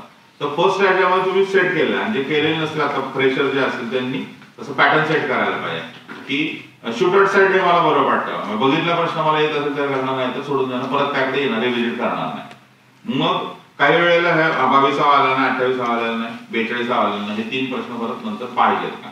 आणि हा पेपर सोडवण्याची एक मेथोडॉलॉजी करायला. Methodology is civil service. Methodology अभ्यास म्हणजे काय, कारण 92 सोडवले मागा, खूप सोडवले मागा आले, डाऊन झालं. किती 82-83 सोडवले 5 झालं. म्हणजे मागच्या असे अनुभव आहेत ना आपले. त्यामुळे तुमचं राईट बॅलन्स ज्याला म्हणलेलं आहे, कुठपर्यंत जायचं याचा अंदाज येईल आणि त्याला तुम्हाला स्वतःचं जजमेंट पाहिजे. याचा कन्व्हेन्शनल काय किंवा मी अभ्यासातून काढलेलं मला सापडलेलं 10:1 आहे. म्हणजे 10 प्रश्न तुम्ही सोडवले तर 1 प्रश्नाची रिस्क तुम्हाला घेता येते. म्हणजे तुम्ही म्हटलं की मी 70 सोडवले, याचा अर्थ इकडं काय 63 बरोबर आहे. 70 सोडवले आणि 52 बरोबर, याचा अर्थ काय बरोबर चाललेलं आहे. गुणोत्तर जे आहे निगेटिव्ह मार्किंग आहे. So 10:1 is a better understanding. 10:1 तुम्ही मेंटेन करत राहायला पाहिजे. आणि त्या दृष्टीनं 82, 124, 180 ही जी म्हणजे 124 पासून 180 पर्यंत. आता मागच्या वेळेला आपलेच माझेच काही विद्यार्थी 158, 162, 178, 178 आहे. असे लोक काय करतात की जे 105 ला अडकून बसतात, त्यांनी विचार म्हणजे असा तो स्टार्टअप बदलायला पाहिजे. तिथनं आपण बदलून घ्यायला पाहिजे, थोडं इलिट व्हायला पाहिजे. त्या क्लबलाच जायला, कॉफी क्लबला जॉईन व्हायला, त्याच्यामध्ये जायला. ते कसं जात आहे, काय केलं बाबा, समजा आता अनिल आपला माहिती, अनिल बसके भेट काय केलं तर तो पहिल्याच्यातून 158 आहे, 160च्या वरच आहे आणि फॉरेस्टला जॉईन झाला. काही लोक 160च्या वरच काय. मग हे आपण कसं करू शकतो, याचा डेफिनेटली तुम्हाला फॅक्च्युअल प्रिलिम्सच्या मेन्सच्या रायटिंग मध्ये फायदा होईल. म्हणजे मेन्सला तुम्ही लिहिला, नर्सिंग आता नावासकट म्हणलं, असे लोक आहेत की ज्यांनी कायम इकडे चांगला स्कोर काढला आणि प्रीला पण 120, 150 ह्याच्यामध्ये मेन्सच्या रायटिंग मध्ये पण ते रिफ्लेक्ट झालेलं आहे. आणि त्यामुळं प्रीचा चांगला स्कोर असणं हे फॅक्च्युअली तुम्ही किती साऊंड आहेत आणि तो कसा जाऊ शकेल याच्यावर काम करायला. म्हणजे त्याचे एरिया जे आहे, मागच्या वेळेला मी काय म्हणतो ते वर्क झालं नाही काय बऱ्याच जणांना, की तुम्ही तुमचे सेफ एरिया करा, पॉलिटिक्स माय सेफ एरिया, हिस्ट्री माय सेफ एरिया, आणि मग त्या सेफ एरियामध्ये परत अडचणी येतात, त्याच्यामध्ये मला काम करता येत नाही, म्हणून मग दुसऱ्या एरियामधनं काही गोष्टी घ्यायला लागतात. तर सगळे एरिया करणं हा त्याच्यावर उत्तर आहे का, तर डेफिनेट नाही. अनइव्हन करायला पाहिजे नक्की. सगळे एरिया केले तरी 80% वेळ तुमच्या 40% अभ्यासाला किंवा 50% अभ्यासाला द्यायला पाहिजे. 80% time to your 40% or 50% syllabus. 50% सिलेबसला 80% वेळ दिला तर राहिलेल्या वेळामध्ये काय काय करायचं. म्हणजे अदरवाईज जनरल सायन्स मध्ये I have on limit. Me arts मधून आलेलो कॅन्डिडेट आहे, मला जमणारच नाही आणि आत्ताच्या एवढ्या कमी वेळात ते होणार नाही. बेसिकली एनर्जी मी पॉलिटीला, एन्व्हायरमेंटला, जॉग्राफीला लावायला पाहिजे. म्हणजे कुठल्या कुठल्या एरियामध्ये ते जायला पाहिजे. आता फॉरेस्ट रिपोर्ट समजा आपण म्हणलं जॉग्राफीसाठी फॉरेस्ट रिपोर्ट आहे, ते टिपिकल प्रश्न आहे. समजा राईस वीट आता फॉर्मेशन विचार क्वेश्चन होता, मेनचा क्वेश्चन आहे राईस वीट. मग सिरियल्स मध्ये 4 गेली तर ते कशी जाईल. म्हणजे मागच्या वेळेला तुम्हाला 2 वर्षापूर्वी विचारलेलं चायना आणि इंडिया राईस प्रोडक्शन मधले क्वेश्चन होता. राईस प्रोडक्शनला मॅक्सिमम कोण आहे याच्यात, 4 देश केलेले होते. क्वेश्चन्स काय आहेत जुने हे सतत डोक्यात पाहिजे. काही वाचत, आजचा पेपर तुम्ही वाचता तरी क्वेश्चन इकडे ठेवायला पाहिजे, सिलेबस इकडे ठेवायला पाहिजे, तरच पेपर हात लावायचा. अदरवाईज ते काही करमणूक आहे, म्हणजे त्यातनं काहीच कळणार नाही तुम्हाला. म्हणजे याचं मी काय करणार, हा मुद्दा वाचला की इकडे गुंतवला, हा मुद्दा वाचला इकडे गुंतवला. तर हे मी वाचलं भाषिक विविधता आपले मामाय, पण हे मी का वाचावं. इकडे तुम्हाला असं काही दिसत तर ह्याला हातच लावायचा कामाला. गेल्या 15-20 वर्षामध्ये याच्यावर काहीच नाहीये. 21व्या शतकाचं मल्याळम कादंबरी आहे. मग डायरेक्ट एसे आला तर असं नॉवेल्स इन 21st सेंचुरी असं एसे काही नाही येणारच, कारण योजना असं सांगितलेलं आहे. मग करून ठेवायला पाहिजे. म्हणजे हे कशावरून आपल्याला कळू शकेल, गेल्या 5 वर्षातले एसेचं पॅटर्निंग जे आहे किंवा 3 वर्षातले एसेचं पॅटर्निंग जरी बघितलं, तेव्हा आपण शॉर्ट गेमसाठी लॉंग आपलं संपूर्णता जे प्रॉफिट असेल तो सोडता काम. आपल्या वाटतील प्रीला कसं आहे आणि ते वाचलंच नाहीये आणि डायरेक्ट मेन्सला असं आलं किंवा इंटरव्ह्यूच्या वेळेला काही चर्चा झाली किंवा प्री मेन्स इंटरव्ह्यू सगळ्या गोष्टी समोर ठेवून ही बातमी वाचायला नाही याचा निर्णय झाला. आणि हा निर्णय वेगळा घेण्याच्या दृष्टीने ती सवय लावायला पाहिजे. त्याच्यातूनच तुम्हाला गोष्टी कळत राहतील. आणि क्वेश्चनच्या याच्यामध्ये सेक्शनल पेपर आणि कॉम्प्रिहेन्सिव्ह पेपर, सेक्शनल पेपर जास्त सोडवायला पाहिजे. ट्रॅडिशनल बऱ्याच आता जुन्या लोकांना माहिती आहे पहा की ओरिजिनल मटेरियल आता फेज 1, फेज 2 ला म्हणजे कुठला आहे, समजा ओरिजिनल कश्यप आहे, कश्यप मधून तो म्हटलं कश्यप आता वाचलेलं, लक्ष्मण वाचलेलं, जे पूर्वी वाचलेलं असेल तेच ते वाचलं, त्याच्यावरचे 8 ते 10,000 क्वेश्चन तुम्ही सोडवले. आणि सेकंड पेज ही पहिल्या पेजला 3 दिवसापेक्षा आता इथनं वेळ नाहीये. इथून तुम्ही म्हटलं की मी वाचणार आहे, माझ्यामध्ये 3 दिवसात जे काय वाचन नावाचं जे काही तुमचा एपिसोड आहे तो 3 दिवसात संपायला पाहिजे, कारण त्याला 0 व्हॅल्यू त्याच्यातनं तुम्हाला मिळणार आहे. मग तिथून सुरू जे होईल ते काय 8,000 क्वेश्चन त्या विचारात. Suppose you are gone through this material, कुठलं स्पेक्ट्रम आहे किंवा बिपिन पुस्तक आहे, कुठल्याही प्रकारचं, पॉलिटिक्सचं आहे, एन्व्हायरमेंटचं वाचलेलं आहे. मग त्याच्यावरचे 8 ते 10,000 क्वेश्चन मार्केटमधले गोळा करायला पाहिजे. 2-3 हजार मिळतात, पण 8 ते 10,000 मिळवायला पाहिजे. आणि 8 ते 10,000 टिकमार्क करून वाचायला पाहिजे. एका दिवसात 1,000 प्रश्न होतात का? एका तासाला जर 100 तुम्ही वाचले, टिकमार्क करून 100 वाचून होतात. मी उत्तर आणि जे येत नाही त्याची नोट काढली. अशा 8,000चा तुम्ही स्पेल केला की मग तिसरा तुमचा स्पेल सुरू होईल. That is your question paper, sectional question paper solving. Sectional सोडवलं किती ते 8 ते 10 लागतील आपल्याला. प्रिलिमिनरी एक्सटेन्सिव्ह परीक्षा आहे. एक टेस्ट कुठले, समजा आता मीच पेपर काढल्याने मीच तुम्हाला शिकवतोय तर मी तेच शिकवणार आणि तेच विचारणार. मग त्याच्यात पॉईंटच नाही. तुम्ही बाकीचे लोक जे तुम्हाला शिकवत नाही असा पेपर घ्या आणि तो सोडवून पहा. म्हणजे युपीएससीने तुम्हाला सांगितलं की हे तुम्ही करा, आपण ते सगळं शोधलेलं आहे. युपीएससी काय म्हणेल, हा पेपर हा सोडव, आणि हा सोडवण्यासाठी ती तुमची स्किल जी आहे ती पाहायला काय. त्यामुळे नंतरच्या प्लेमिंग मध्ये काय पॉईंट नाही की ज्यांनी हे केलेलं नाही त्यांनी ते केलेलं नाही, तुम्ही हे केलेलं नाही नक्की.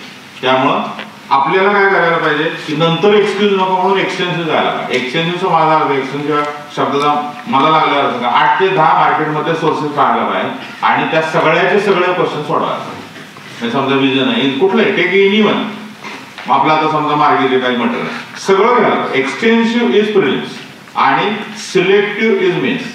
मेन्स ही सिलेक्टिव्ह परीक्षा, कारण ते तुम्हाला लिहायचं असतं, तुम्हाला लिहिता कळू शकतं ते. आणि याच्यामध्ये किती जायला पाहिजे, म्हणजे एक 80,000 ते, ज्याला आपण बोर्ड असतो हिस्ट्री बोर्ड म्हणतो तसं 80,000चं बोर्ड पाहिजे तुमचा. 80,000 ते 1,00,000 प्रश्नाचा असं 60च पाहिजे तुमच्याकडे. आणि तो सतत असं डोक्यात पाहिजे. अदरवाईज 1942 समजा आहे, 1942 स्पॉन्टेनियस मुवमेंट होती का, याच्यावरच्या डिबेटवर तुम्हाला क्वेश्चन दिला की आपल्याला कळतं की नाही तर वाचलेल्या माहितीवर कळू शकत नाही की याच्यावरनं क्वेश्चन काय येणार. आणि त्यामुळं क्वेश्चनचं नेचर जे आहे फॅक्च्युअली कुठे गेलेले आहेत. जसं आता हा आत्ताचा हायवेचा पेपर आहे, आपल्याला फॅक्च्युअली थोडंसं विचारलेलं आहे. वर्किंगवर समजा वर्किंगचं प्राईज आहे मिळालं, रिचर्ड वर्किंगचं प्राईज आहे, मग त्याच्यावर क्वेश्चन आहे. क्वेश्चन कोणत्या प्रकारचे फॉर्म होतात हा एक आपल्याला क्लू आहे का बा सगळ्या स्टेटच्या. डायरेक्ट येईल असं नाही, पण त्याचे इन्फ्लुएन्सेस जर इतरांनी घेतले तर त्यामुळे मग तसंच सावध राहायला पाहिजे. प्राइजेसने कधी विचारलेले नाहीये, पण साधारणतः तेच बघत राहायला पाहिजे का 2-3 परीक्षांमध्ये सतत आपल्याला दिसायला लागले.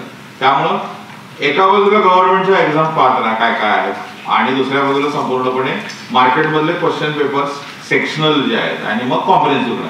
कॉम्प्रिहेन्सिव्ह ऍट द रिलेशन हे बेनिफिशियल आहे का. आता समजा कुठले XYZ एंटिटी तुम्ही जोडलेला आहे, त्याच्यावर काय होतं त्यांच्या स्ट्रक्चर प्रमाणे काहीतरी त्यांचं चालू असतं, त्यांचं इन्स्टिट्यूशनल लॉजिक काहीतरी असतं आणि त्या लॉजिकच्या ह्याच्यामध्ये तुम्हाला ते कन्व्हिन्स करायला लागणार की इथं आपण कॉम्प्रिहेन्सिव्ह चालू करूया. कॉम्प्रिहेन्सिव्ह जेवढी हुशार आहे तेवढी तुम्ही प्रिलिम रिस्कमध्ये द्या. याचं कारण तुम्हाला अंदाज आहे 200 मीटर पळून मी पॉलिटी चांगला आहे, हिस्ट्री चांगला आहे, इकॉनॉमी चांगला आहे, पण सगळं एकदम मी 200 मीटर पळून 2 किलोमीटरचा तुम्हाला अंदाज येणार नाही. आपण डायरेक्ट कुठं कोलॅप्स होतो का, तर कोलॅप्सचा अंदाज येत नाही आपल्याला. आणि त्याच्या दृष्टीनं सेक्शनल संपवायला ऍट द अर्लिएस्ट ज्याचा त्याचा आला. तुम्ही म्हणला की with due respect but at the earliest मला 22 एप्रिलशिवाय शक्यच नाही, तरी ते ऍक्सेप्ट करा. म्हणजे तुम्ही तुमचे ऍट द अर्लिएस्ट काढा की एन्व्हायरमेंटचा मला क्वेश्चन सोडवायला एवढा वेळ लागेल, 12 दिवस गेले. जॉग्राफी एकदा झालेलं आहे तरी परत 18 दिवसाचा स्पेअर आहे. त्यात नंतर मग याच्यामध्ये हिस्ट्रीचा फॅक्च्युअल लक्षात राहत नाही, मिडल मधल्या टर्मिनॉलॉजी याच्यावर क्वेश्चन आलेले आहेत. 6वी ते 8वी एनसीईआरटी वाचलेलं नाही, जे कंपल्सरी वाचायला पाहिजे, मग याला मला जास्त वेळ आहे असा काउंट केला.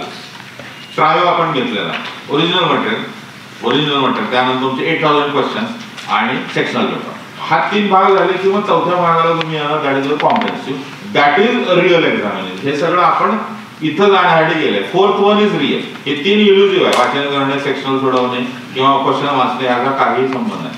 त्या कॉम्प्रिहेन्सिव्ह पेपर आणि कॉम्प्रिहेन्सिव्ह पेपरमध्ये स्कोर चांगला आहे. कॉम्प्रिहेन्सिव्ह पेपर सोडवून 95 येऊन तुम्हाला कोणीतरी कन्व्हिन्स करताना आपण सोयीने कन्व्हिन्स होतो की 95 खूपच स्कोर आहे, वाईटच आहे तो स्कोर, त्यात काय वादच नाही आहे. म्हणजे जसं जीएसला काय म्हणतो अजून की 150 मिळेल, ऑप्शनल 150 मिळतात तर जीएसला 150 मिळायला पाहिजे.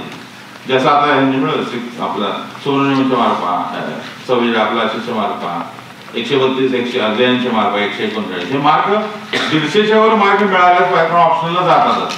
त्यामुळे जीएसला 105 काय येतात हे वाईट आहे. विश्वांजली पण तेच म्हणत होता की 11व्या कॅन्डिडेट हे मार्क जीएसच्या म्हणून वाईटच आहे. जीएसला चांगले मार्क कधी येतील, तुम्ही 140च्या वर गेला तर ते चांगले मार्क 140च्या वर सगळे जायला पाहिजे. आणि लोकांनी काय सेट केलं तरी ते अचिव्हेबल आहे. ते कसं मिळवायला पाहिजे. त्याशिवाय तुम्ही सेक्शनल पेपरच्या मधनं कॉम्प्रिहेन्सिव्हकडे जाल तेव्हा कॉम्प्रिहेन्सिव्हचा स्कोर हा इथपर्यंत जाईल. आता हे मी म्हणतो तेवढं इझी आहे, बरोबर आहे. याला तुम्हाला स्ट्रॅटेजिक काही गोष्टी ठरवाव्या लागतील, काही गोष्टी आपण ओमिशन कमिशन काही गोष्टी तुम्हाला टाळायला लागतील की हे मी करणारच नाहीये, यानं निष्काळ वेळ चाललेला आणि किती केलं फॅक्च्युअली परत बघितलं तर ते नसतं जायचं. मग अशा गोष्टींच्या मध्ये किती वेळ घालवणार आपण. मग टेम्परल समजा आर्टिकल्स आहेत, आर्टिकल्स तुम्ही काही पाठ केलेले, मग आर्टिकल्सवरचे क्वेश्चन्स आहेत, मग ते फ्रिक्वेंटली रिव्हिजिट करायला पाहिजेत का त्यावेळेस सोडवायला पाहिजे. काही गोष्टी टेम्परल मेमरीत जाणार. म्हणजे समजा आता आर्ट कल्चरचा विषय समजा आहे, आर्ट कल्चरच्या विषयीचे बाणी राणीचं क्वेश्चन आलेलं आहे, मग आता कुठली चर्चा आहे, मग अशी म्हणलं दशावतार आहे, मग दशावतारातल्या पात्राची क्रोनॉलॉजी विचारली की दशावतारात हे घडतं हे घडतं, कारण योजना तशी पॅराग्राफच दिलेली. मग त्याच्यावरून आपण म्हणले की हा तिसरा पर्याय मला माहिती नाही, हे घटकांना त्यावर माहिती नाही. जनरल थिमॅटिक बेस्ट वे काय, गो फॉर रिडिंग.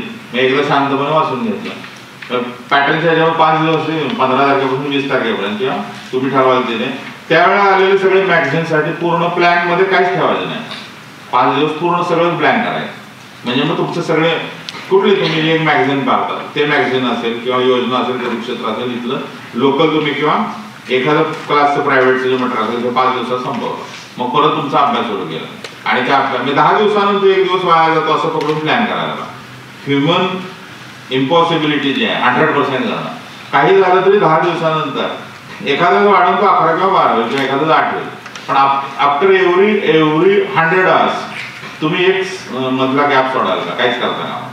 आणि डेली पेपरच्या हिशोबाने मग एखाद दिवस सोडायला पाहिजे. आणि हा पेपर आजचा समजा ठरवलं की आजच्या पेपर स्कॅन आज वाचायचं नाहीये, मागचे सगळे पेपर फक्त स्कॅन करायचे आणि रिवाइज करायचे आणि म्हणजे असे मध्ये मध्ये लॅब्स घ्यायला पाहिजे. अभ्यासाच्या प्लॅनिंग मध्ये मध्ये लॅब मी काहीच केलेलं नाही. त्याचा फायदा काय होईल की तुम्ही काय काय वाचलेलं आहे याचा एक क्रिटिकल रिव्ह्यू घेता, ज्याला आपण म्हणतो ना की इंटरनल रिफ्लेक्शन काय आहे ते तुम्हाला कळायला तुम्ही बाहेर गेला.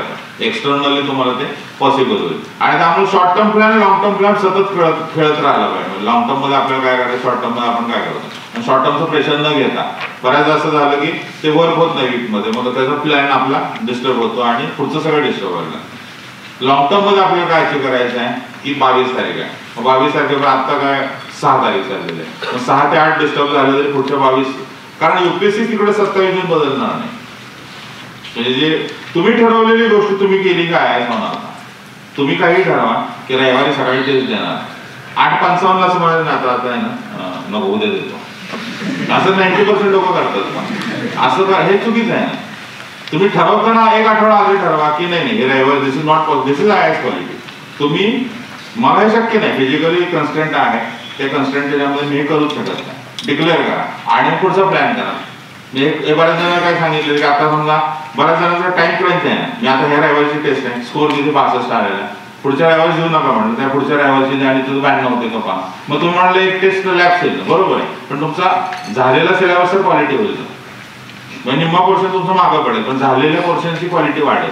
आणि त्यामुळे मग गिवन याच्यामध्ये आपल्याला सूट काय होतं याचं एक पॅटर्निंग तुम्हाला कळायला पाहिजे. दिस इज माय पॅटर्न, आपला स्वतःचा एक पॅटर्न आहे आणि तो पॅटर्न तुम्हाला पेपर सोडवल्यावर लक्षात येईल की हळूहळू आपल्याला उलगडायला लागेल. आणि त्यामुळं प्रिलिम्स इज एमसीक्यू. प्रिलिम ही मल्टिपल चॉईस क्वेश्चनच आहे का, त्या मल्टिपल चॉईस क्वेश्चन मध्ये तुम्ही किती डेप्थ मध्ये जाता. मी काढलेला आकडा 80,000 ते 1 लाख आहे, हे एक्झॅगरेशन नाही. असं करणारे लोक आता अनिकेत आपला होता पा म्हणजे पोस्ट होल्डर आहे, 68 पेपर या प्रिलिम पण त्याने सोडवलं, 68 पेपर आणि सकाळचा स्कोर 130 140 आहे. त्यामुळे प्रिलिम ही सतत प्रूव्ह करण्याची, अदरवाईज युपीएससी सतत तुम्हाला प्रूव्ह करायला पाहिजे. सतत प्रूव्ह करायला पाहिजे म्हणजे काय की क्वालिटी वाचलेली आणि आता आपल्याला क्वालिटी येतच नाही. कुठलाही रॅन्डम पेपर घेतला आणि सोडून पाहिला. मेन्सचं लिहायचं आहे, मेन्सच्या बरोबर लिहिल्याबद्दल तुम्हाला कॉन्फिडन्स आहे का की हिस्ट्रीचा आठवडा माझा, म्हणजे असं काही जणांनी चालू केलेलं आहे का की सेक्शनल हिस्ट्री संपवलं आणि मेन्स हिस्ट्री क्वेश्चन लिहून बघितले, रोज एखादा क्वेश्चन क्वालिटीचं वाचत असताना ते हिस्ट्रीची रिव्हिजन करायला पाहिजे. ही क्वालिटी झालं की हिस्ट्रीचं, पॉलिटिक्स इकॉनॉमी वाचताना जॉग्राफीचे पॉलिटिक्स क्वेश्चन लिहून पाहिजे. मेन्स थोडं थोडं लिहायला पाहिजे, कारण लिहिलं नाही तर ते प्री नंतर त्यात बकल होईल. आणि मग लिहिण्याचं कौशल्य जे आहे ना, 1-2 प्रश्न जेव्हा लिहिले रोज असं कुठपर्यंत करायला पाहिजे, मार्चपर्यंत साधारणतः, मार्च एंड पर्यंत जरी तुम्ही करू शकला तरी तुम्हाला लेखन कौशल्य जे आहे. परत हेच आहे की याच्या लेखन कौशल्याच्या याच्यामध्ये जुने क्वेश्चन्स कुठल्या प्रकारचे येतात, जुने क्वेश्चन्स आणि आपलं याचं पॅटर्न जे आहे, म्हणजे सकाळचे पेपर सकाळचा क्वेश्चन संध्याकाळी लिहिण्याचा किती गेन होतो याच्याविषयी शंका आहे की आपण हे लिहिलेलं आहे. मग जुने क्वेश्चन मध्ये काय घ्यायला पाहिजेत का की 2 महिन्यापूर्वी तुम्ही वाचलेले आहे. त्यामुळं मेन्सच्या रायटिंगचा किमान अंडरस्टँडिंग द्यायचं आहे. आणि काही झालं तरी ऑप्शनल हे अकॅडमिक्सच आहे आणि त्यामुळे मग ऑप्शनलच्या याच्यावर तुम्हाला किती स्पेस मिळते. Though today we are discussing just focus on prelims, तरी ऑप्शनलच्या रिलेटेड जरी काही क्वेश्चन असला क्वेश्चन आन्सर मध्ये ते तुम्ही विचारले तरी चालेल. बाकी मला हे प्रिसाइज म्हणजे अँथ्रोपॉलॉजी ऑप्शनल आणि मला याच्यावर हे विचारायचं किंवा हे माझा क्वेश्चन आहे सोशो किंवा माझा फिजिक्स आहे मॅथमॅटिक्स आहे कुठलाही तुमचा जो ऑप्शनल असेल त्याच्याविषयी पण काही क्वेश्चन्स नंतर आले चालेल. कारण त्याच्यातच आहे जे काही आता डिसिव्ह आहे का तुम्ही रिझल्ट बघितला तर ऑप्शनल इज डिसिव्ह फॅक्टर. ऑप्शनल मध्ये तुम्ही किती खोलामध्ये गेलेला आहे त्याच्याप्रमाणे बदलले 300 क्रॉस करायचं आहे समजा तर मग ऑप्शनलला तुम्हाला काय टाकायला लागेल. ऑप्शनलला विचार करून लिहिताच येत नाही जर तुम्हाला माहिती असेल तरच लिहिता येईल. आणि सेक्शनल आणि परत कॉम्प्रेन्सिव्ह मग सलग 6 तास लिहिण्याची कपॅसिटी आहे सलग 6 तास लिहू शकतो आपण त्यांच्या पॅटर्नच्या याच्यामध्ये आणि तशा पद्धतीनं प्लॅन सगळा करत राहायला पाहिजे. सो ऑप्शनल एसे इथिक्स आणि हे असं सतत मध्ये मध्ये पुढे आणत राहायला पाहिजे. या वर्षीच्या बॅचला विशेषतः जी आहे कारण तसं आपल्यावर प्रेशर आहे. आणि प्रिलिमच्या संदर्भामध्ये तुम्ही क्वालिटीची टाइम आहे क्वालिटी कुठला एखादा से जॉग्राफी त्या जॉग्राफीला तुम्हाला किती क्वालिटी टाइम लागेल थ्रू करायला आणि थ्रूचा आपला अर्थ काय सेक्शनल पेपरमध्ये 150 गेले आणि कॉम्प्रेहेन्सिव्ह पेपरला कधी आपण जाऊ शकतो. त्यामुळे सेक्शनलचं लॉजिक दुसरं काही जणांचा मिनिमम कॉमन प्रश्न आहे का जो बऱ्याच जणांनी आधी विचारलं होता की 4 आवर्स हा पॅटर्न बरोबर आहे म्हणजे 4 तास ते वाचल्यावर कंटाळा येतो 4 तास वाचल्यावर कंटाळा येतो म्हणून हा पॅटर्नला गेलेलं बरं. I read 4 hours history 4 hours geography and 4 hours paper or other reading. म्हणजे याच्यातनं माझ्यामध्ये काय होतं की कमी होते हे परत सब्जेक्ट टू चेंज आहे पण इंटेलेक्च्युअल ॲबिलिटी आपल्याला आत्ता कुठेतरी याच्यात हिस्ट्रीमध्ये काहीतरी कळायला लागतं तेवढ्यात आपण लाईन की 4 तास झाले आणि त्यामुळे मग टॉपिक हा क्रायटेरिया केला से गुप्ता एम्पास. मग गुप्ताचं संपलं त्याला 2 दिवस जाऊ दे पुढचा इकडचा DPSP घ्या मग इकडचा म्हणजे आपण म्हणतो वोल्कॅनो घेतला सुनामी कुठलाही मेन्सचा प्रीचा एक टॉपिक वाईज तुम्ही करत गेला तर तुम्हाला त्याचा प्लॅनिंग परफेक्ट करता येईल की माझं रिडिंग इथपर्यंत आलेलं आहे आणि हे संपलेलं आहे. स्वतःचं बेसिक फ्रेम जी आहे स्वतःची आपली बेसिक फ्रेम काय ते ठरवायला. डोंट लिमिट तुम्ही 4 प्रकारचे पॅटर्न पहा आणि त्यातलं तुम्हाला काय सूट होतो याच्यातला बी फॅक्टर उपयोग आहे यातला ए फॅक्टर उपयोग आहे आणि या सगळ्यातलं मला हे पॅटर्न आहे. बऱ्याचदा जे विद्यार्थी म्हणतात यांचं उत्तर आलेलं उत्तर मिळालं मी स्वतः आयडियल जे झाले लोक आहेत ते माझ्याकडे कोणा उत्तर मागताना बघितलं तुषार समजा कुठलंही नाव द्या की जे टॉप एक्सेल केलेले लोक आहेत त्यांनी कुणाची उत्तरं वाचलेली नाही त्यामुळे कदाचित त्यांची ओरिजिनल हार्डवर्क आहे पण आपण लगेच ते मला डिरेक्शन तुम्ही ग्रॅज्युएट झालेले आहे तुमच्या पद्धतीने तुम्ही पाहण्याचा प्रयत्न करा. ट्रायल एरर आहे इतरांना 6 वेळा मला 12 वेळा पण जे असेल ते नंतर परमनंट असेल आणि त्या दृष्टीनं ओव्हरऑल प्री आणि मेन्सचा एक प्लॅन करत राहायला पाहिजे. बॅक टू प्रिलिम परत प्रीच्या याच्याकडे आलो आपण तर सेक्शनल पेपरचा स्कोर कसा वाढेल आणि कॉम्प्रिहेन्सिव्हकडे आपल्याला कसं जाता येईल हे तुमच्या कशावर असेल का एकूण कन्सेप्च्युअल त्या विषयाचं अंडरस्टँडिंग आहे त्या विशेषतः समजा आता पॉलिटी आपण म्हटलेलं आहे किंवा जॉग्राफीचे क्वेश्चन तुम्ही बघितले किंवा एन्व्हायरमेंटचे क्वेश्चन बघितले तर कन्सेप्च्युअल काय आणि दुसऱ्या एकदम फॅक्च्युअली मायनर पण क्वेश्चन विचारले फॅक्च्युअल मायनर पण कसे हँडल करायचे आणि कन्सेप्च्युअल म्हणजे टेक्निकल सगळं होत चालेल. GS3चा पेपर तुम्ही पहा GS2चा मेनचा पेपर पहा GS2चा मेनचा सगळे लॉज रेग्युलेशन रूल्स याच्यावर पेपर आहे. मग त्या प्रकारचे इकडे पण वाढलेलं आहे वाईल्ड लाईफ 27 आहे 72 आहे म्हणजे 86 आहे त्याच्यातले सब क्लॉजेस विचारलेले शेड्यूल्स विचारलेले आहेत आणि त्यामुळं क्वेश्चन्स किती मायनर ह्याला जात आहेत. मग RPI ऍक्टवर समजा विचारले तर ते RPI ऍक्ट अख्खा पाठच आहे का आपल्याला म्हणजे समजा तुम्हाला RTI अख्खा ऍक्टच पाठ आहे का त्याची प्रिएम्बल एकदा विचारून झालेलं त्या सेक्शन वर कुठले आहे PM ऑफिसनं फ्रिक्वेंटली रिफ्यूज केलेले काय कोणते क्वेश्चन्स UPSCचे परत येण्याची शक्यता आहे म्हणजे पॅटर्निंग काय आहे त्याच्यावर जायला पाहिजे. प्रीचं साधारणतः असं दिसतं पहा की तुम्ही जर अक्युमुलेटेडची ज्याला काय म्हणलं तर इंटरडिसिप्लिनरी अंडरस्टँडिंगची सवय लावलेली नसेल इंटरडिसिप्लिनरी म्हणजे आपण जो अभ्यास करतो तो माझ्यामध्ये 30 वर्ष मागचा आहे या प्रकारचा जगात कोणी अभ्यासच करत नाही खूपच मागचं काहीतरी आपण करत राहतो याच्या पलीकडे गेलेलं आहे. हिस्ट्री आपण जशी करतो तशी करतो फूड हिस्ट्री क्लोथिंगची हिस्ट्री राईसची हिस्ट्रीमध्ये एवढा ऍडव्हान्स आहे का कुठलंही पॉलिटिशियन मधले आता मागं घोषलं काय लिहितात किंवा तुम्ही कुठे वाचला पण गौतम भाटे वाचले त्यामुळं आपला सिलेबस 2000चा आहे आणि 2020च्या याच्यामध्ये जे यायला पाहिजे त्याच्यात नक्की गॅप आहे. मग ती गॅप कशी भरून काढायची, तर कंटेम्पररी जे काय अपडेट आहे त्या अपडेटच्या आधारे कोणकोणते क्वेश्चन्स विचारले जाऊ शकतात आणि प्रोबेबल काय काय. कारण युपीएससीने स्वीकारलेली ती गॅप भरून काढण्याचा मार्ग काय, ते क्वेश्चन्स मध्ये अपडेट देतात लगेच. जसं मागच्या वेळेला त्यांनी सबस्टन्स किंवा प्रिन्सिपल्स विचारायला चालू केलं होतं. मग कलरेबल लेजिस्लेशन काय आहे, पीथ अँड सबस्टन्स काय, हे सगळं बघून ठेवायला पाहिजे. कारण मागच्या पेपरमध्ये त्यांनी तसा प्रश्न विचारलेला आहे. यावेळेला त्यांनी नो पॅटर्न इज पॅटर्न, यावेळेला त्यांनी सगळे इयर्स किंवा फॅक्च्युअल डेटा याच्याकडे ते जास्त नेणे शक्य आहे. एकूण सगळं जर हे बघितलं आपल्याला की 2020चा आणि गोष्टींची 100 वर्ष त्याच्या अनुषंगाने काय काय होऊ शकतं. त्यामुळे तुमचे comprehensive case of your civil service to understand reality. मग ही क्रिटिकली पाहायला पाहिजे कितले कुठल्या उडल्या, म्हणजे यातलं पॉलिटिकल स्ट्रक्चर सोडून दिलं तुम्ही तरी ऍडमिनिस्ट्रेटिव्ह स्ट्रक्चरमध्ये कोणकोणत्या गोष्टी आहेत आणि पॉलिटिकल स्ट्रक्चर यामध्ये काय काय आहे. जसं समजा आता क्वेश्चन आहे की पालनावरचा क्वेश्चन आलेला आहे, मग याचा मला लागलेला अर्थ काय, पाल देण्याशिवाय क्वेश्चन विचारलं, मग याच्यावर मी काय अभ्यास करायला पाहिजे. मला एक्सपेक्ट होता मी मेन्सला देणार, मेन्स दिलेले समजा काही लोक ईश्वरचंद्र केलेला होता, टागोर केलेला होता, पण क्वेश्चन पाल बेंगलवर झाला पण पालांवर आला. मग हे जजमेंट जे आहे ह्या जजमेंटवरनं what is moral of story, प्रीला मी काय उचलायला पाहिजे, प्रीचं अंडरस्टँडिंग जे आहे ते कसं यायला पाहिजे. त्यासाठी मला वाटतं बेसिक काय करायला पाहिजे किंवा असायला पाहिजे. मला त्या मिनिमम एनलायटन होण्यासाठी एनसीईआरटीचं एक क्रिटिकल ओपनिंग असायला पाहिजे. We need basic framework and basic understanding of NCERT. एनसीईआरटीचं फॅक्च्युअल झालं पण एनसीईआरटीचं हास्य आहे. एनसीईआरटी सायकोलॉजीच्या पुस्तकामध्ये असं म्हणते, ऍप्टिट्यूडच्या ह्याच्यामध्ये त्यांनी असं म्हटलेलं आहे. म्हणजे मग तुम्हाला 11वीच्या पॉलिटिकल थिअरीतनं एक खाली 2 वर्षात एक तरी प्रश्न काढता होते. आता हे पॉलिटिकल थिअरी मागच्या वेळेला म्हणून बसला गांधी आणि याचा क्वेश्चन आहे सोशलिझम मार्क्सिझम पॉलिटिकल, त्याच्या आधी इक्वॅलिटीचा क्वेश्चन विचारलेला आहे. आणि त्यामुळे मग 11वी एनसीईआरटीतली मेन्सला काय उपयोग आहे, प्रीला काय उपयोग आहे. एनसीईआरटी असं प्रिटेंड करतो आपण की हा वाचलेले, पण फार कमी लोक बघितलेले वाचलेले.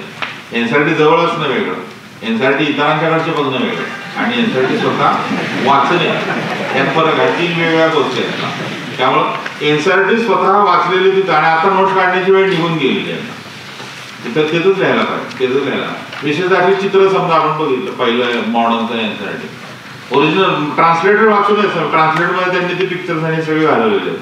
त्यामुळे original me I am not comfortable with your material English मीडियममध्ये नाही, रिजनल वाचायला पण इंग्रजी काय ते स्कॅन करा.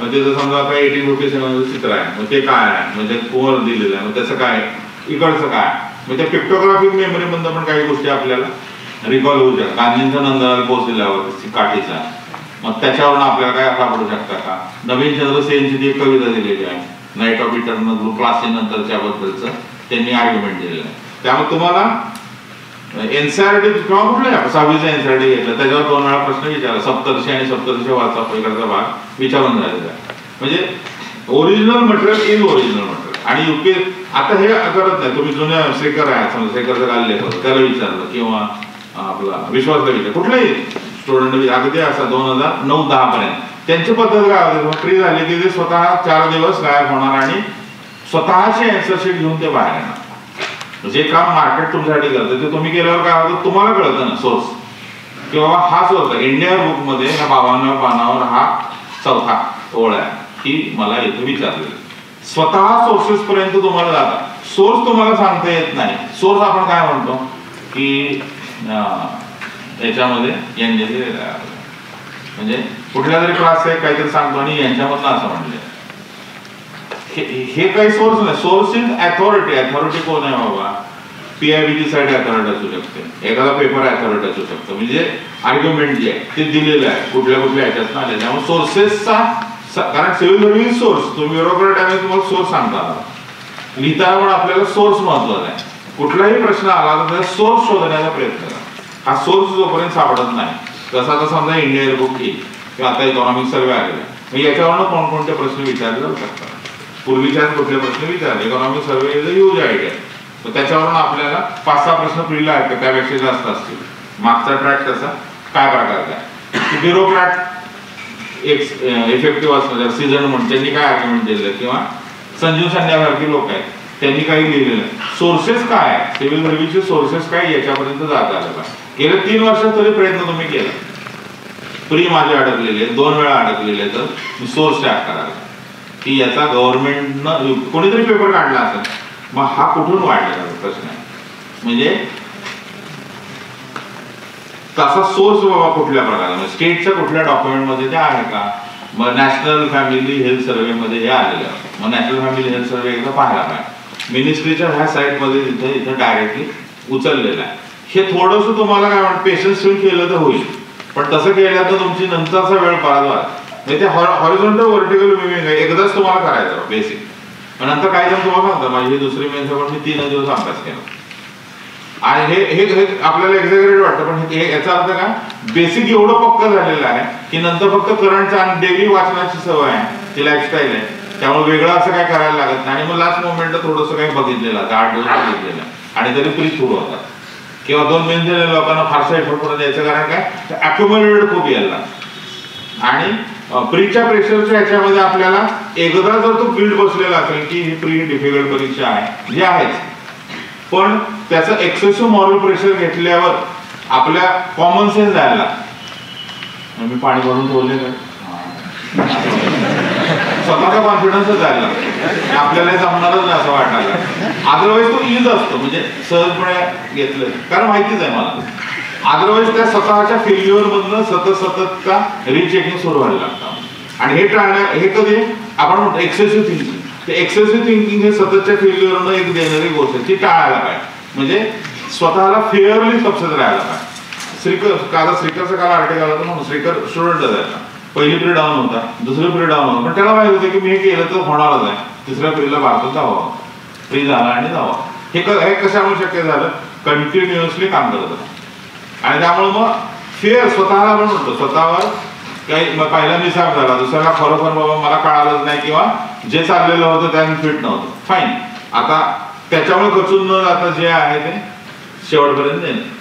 त्यामुळं आपण जिथं आहोत तिथून आपल्याला जायचं कुठं हा मार्ग क्लिअर आहे. आणि त्याच्या दृष्टीनं तुम्ही सतत काम करत राहिला पाहिजे. तुमचं स्वतःचं जे अंडरस्टँडिंग आहे ते त्या अर्थानं वाढवायला पाहिजे. आपल्याला काय करायचं आहे, त्यांची जी लाईन आहे ती क्रॉस कशी करायची, आणि ती क्रॉस करण्याचे तुमचे मार्ग काय असतील.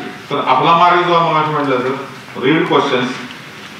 कुठले क्वेश्चन्स आहेत, तर प्रीचे 8000 क्वेश्चन्स आहेत जुने, त्यात युपीएससी काही क्वेश्चन्स असतील, सेक्शनल क्वेश्चन्स असतील, पेपर्स असतील, आणि देन कॉम्प्रिहेन्सिव्ह. मग त्या कॉम्प्रिहेन्सिव्ह पेपरकडे जाण्याची तुमची स्वतःची मेथॉडॉलॉजी काय, ऍट द अर्लिएस्ट कॉम्प्रिहेन्सिव्ह. आणि याच्यातही हे सगळं केलेले लोक परत अडलेलं कुठे आहे, सीसॅटला, सेकंड पेपर 67 हे करूच नका तुम्ही. 120, 130, 140 अशापर्यंत स्कोर प्लॅन करायला पाहिजे की त्या प्रकारचं जाईल. 267 इज सेफ नाही, 6768 मिळाले, 70 मिळाले झाले, बरोबर आहे. पण प्रॅक्टिसमध्ये त्याच्यामुळे तिथं सोडवताना आयत्या वेळेला फंबल झालं, म्हणजे गडबड झाली आणि त्या गडबडीच्या देशामध्ये सगळ्या गोष्टी अडकल्या.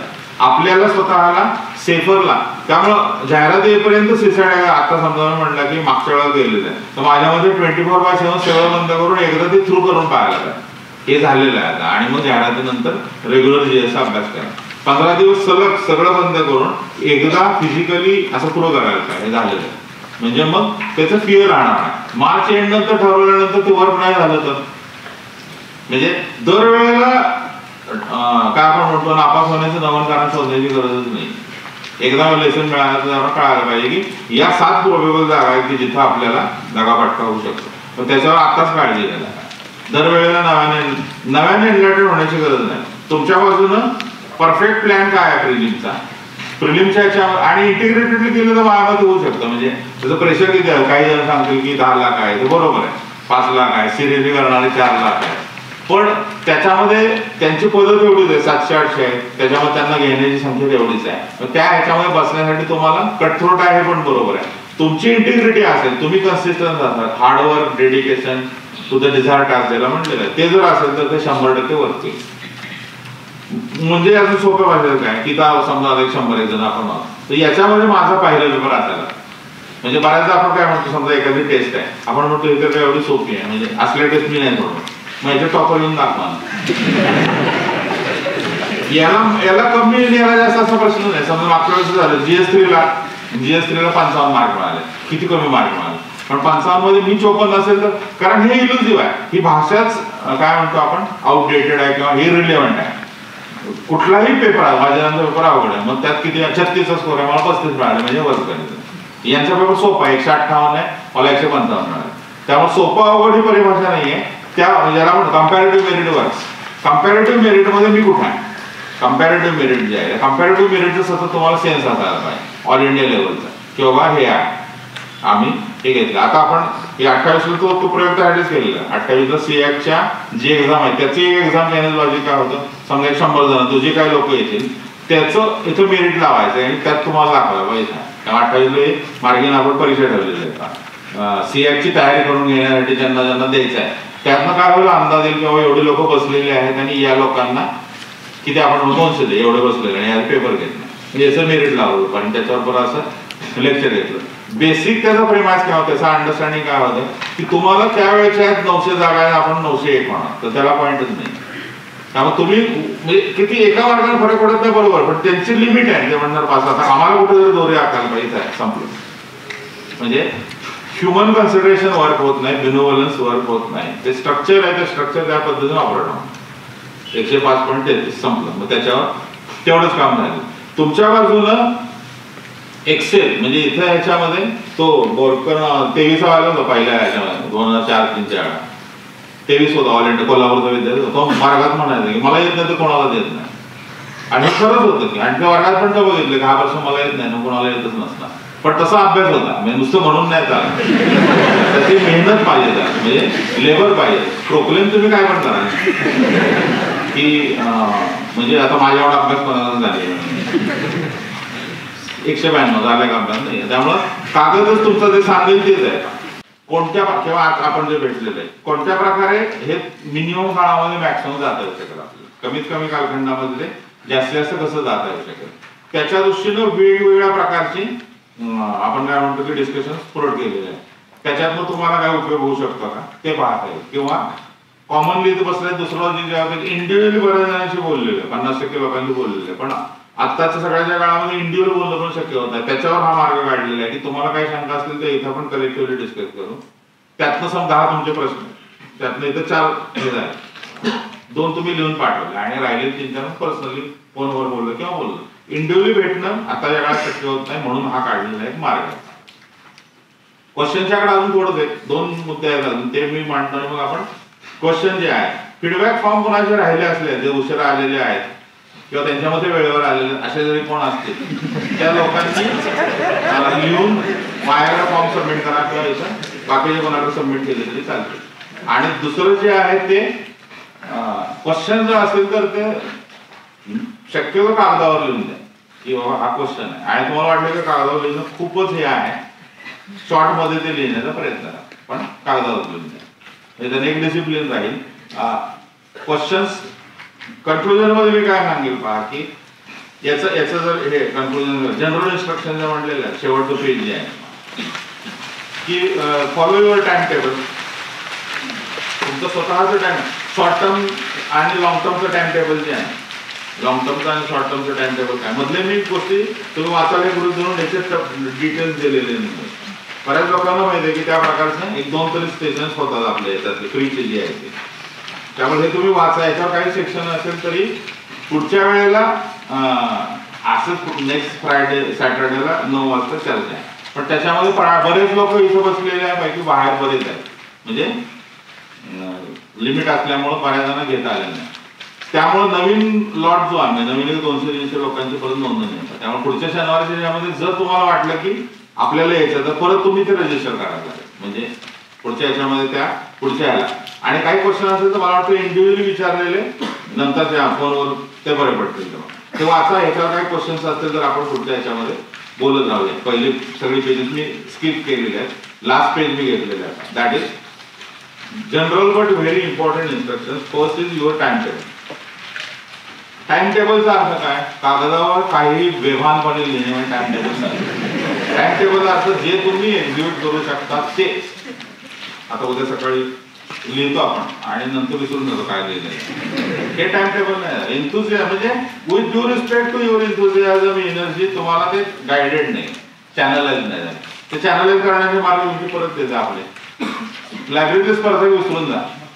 लायब्ररीच्या स्पर्धांचा आपला काय भारत आहे आपल्या स्पर्धा. आपलं सारखं त्याचा काय अभ्यास झालेला त्याचा काय अभ्यास कुठलं नवीन पुस्तक दिसत नाही. याच्यात वेळ वाया घालून नका. ऑल इंडिया एक्झामिनेशन आहे त्यामुळं महाराष्ट्रात किती तुम्ही स्पर्धा करा त्याचा काय उपयोग होत नाही. ऑल इंडिया मेरिट पहा आणि ऑल इंडिया मेरिटसाठी डिसिप्लिन राहायला पाहिजे. Follow your on time table. तुमचं स्वतःचं जे एक्झिक्यूट केलेलं आहे. हार्डवर्क सुरुवातीच्या काळात जास्त करायला पाहिजे 15 तासानं. नंतर नंतर शेवटच्या महिन्यामध्ये कमी अभ्यास करायला पाहिजे. तुम्ही म्हणजे 10 ते 12 तासच्या पेक्षाही कमी आणायला पाहिजे. सायन्स मध्ये चांगला अभ्यास करता येऊ शकतो. म्हणजे आता या आठवड्यात 15 तास केला, पुढच्या आठवड्यात परत 12 तास केला, पुढच्या आठवड्यात परत 15 तास केला, म्हणजे मग ऍव्हरेज 12-13 झालेले आहे. काही जण आता गणेश आहे किंवा कौस्तुभ त्या काय करायचे की मी म्हणत मला 100 तास पाहिजे. तुम्हाला 100 तास आहे का शुक्रवारी किंवा शनिवारी सकाळी ठीक आहे 100 तास झाले.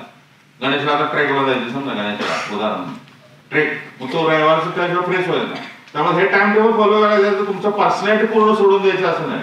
You have to maintain your personality and still achieve that target. मग हे करण्यासाठी सोशल तुमचं सोशलाइज किंवा सोशलायझिंग पूर्ण नसतं झालेलं आहे असं करण्याची गरज नाही.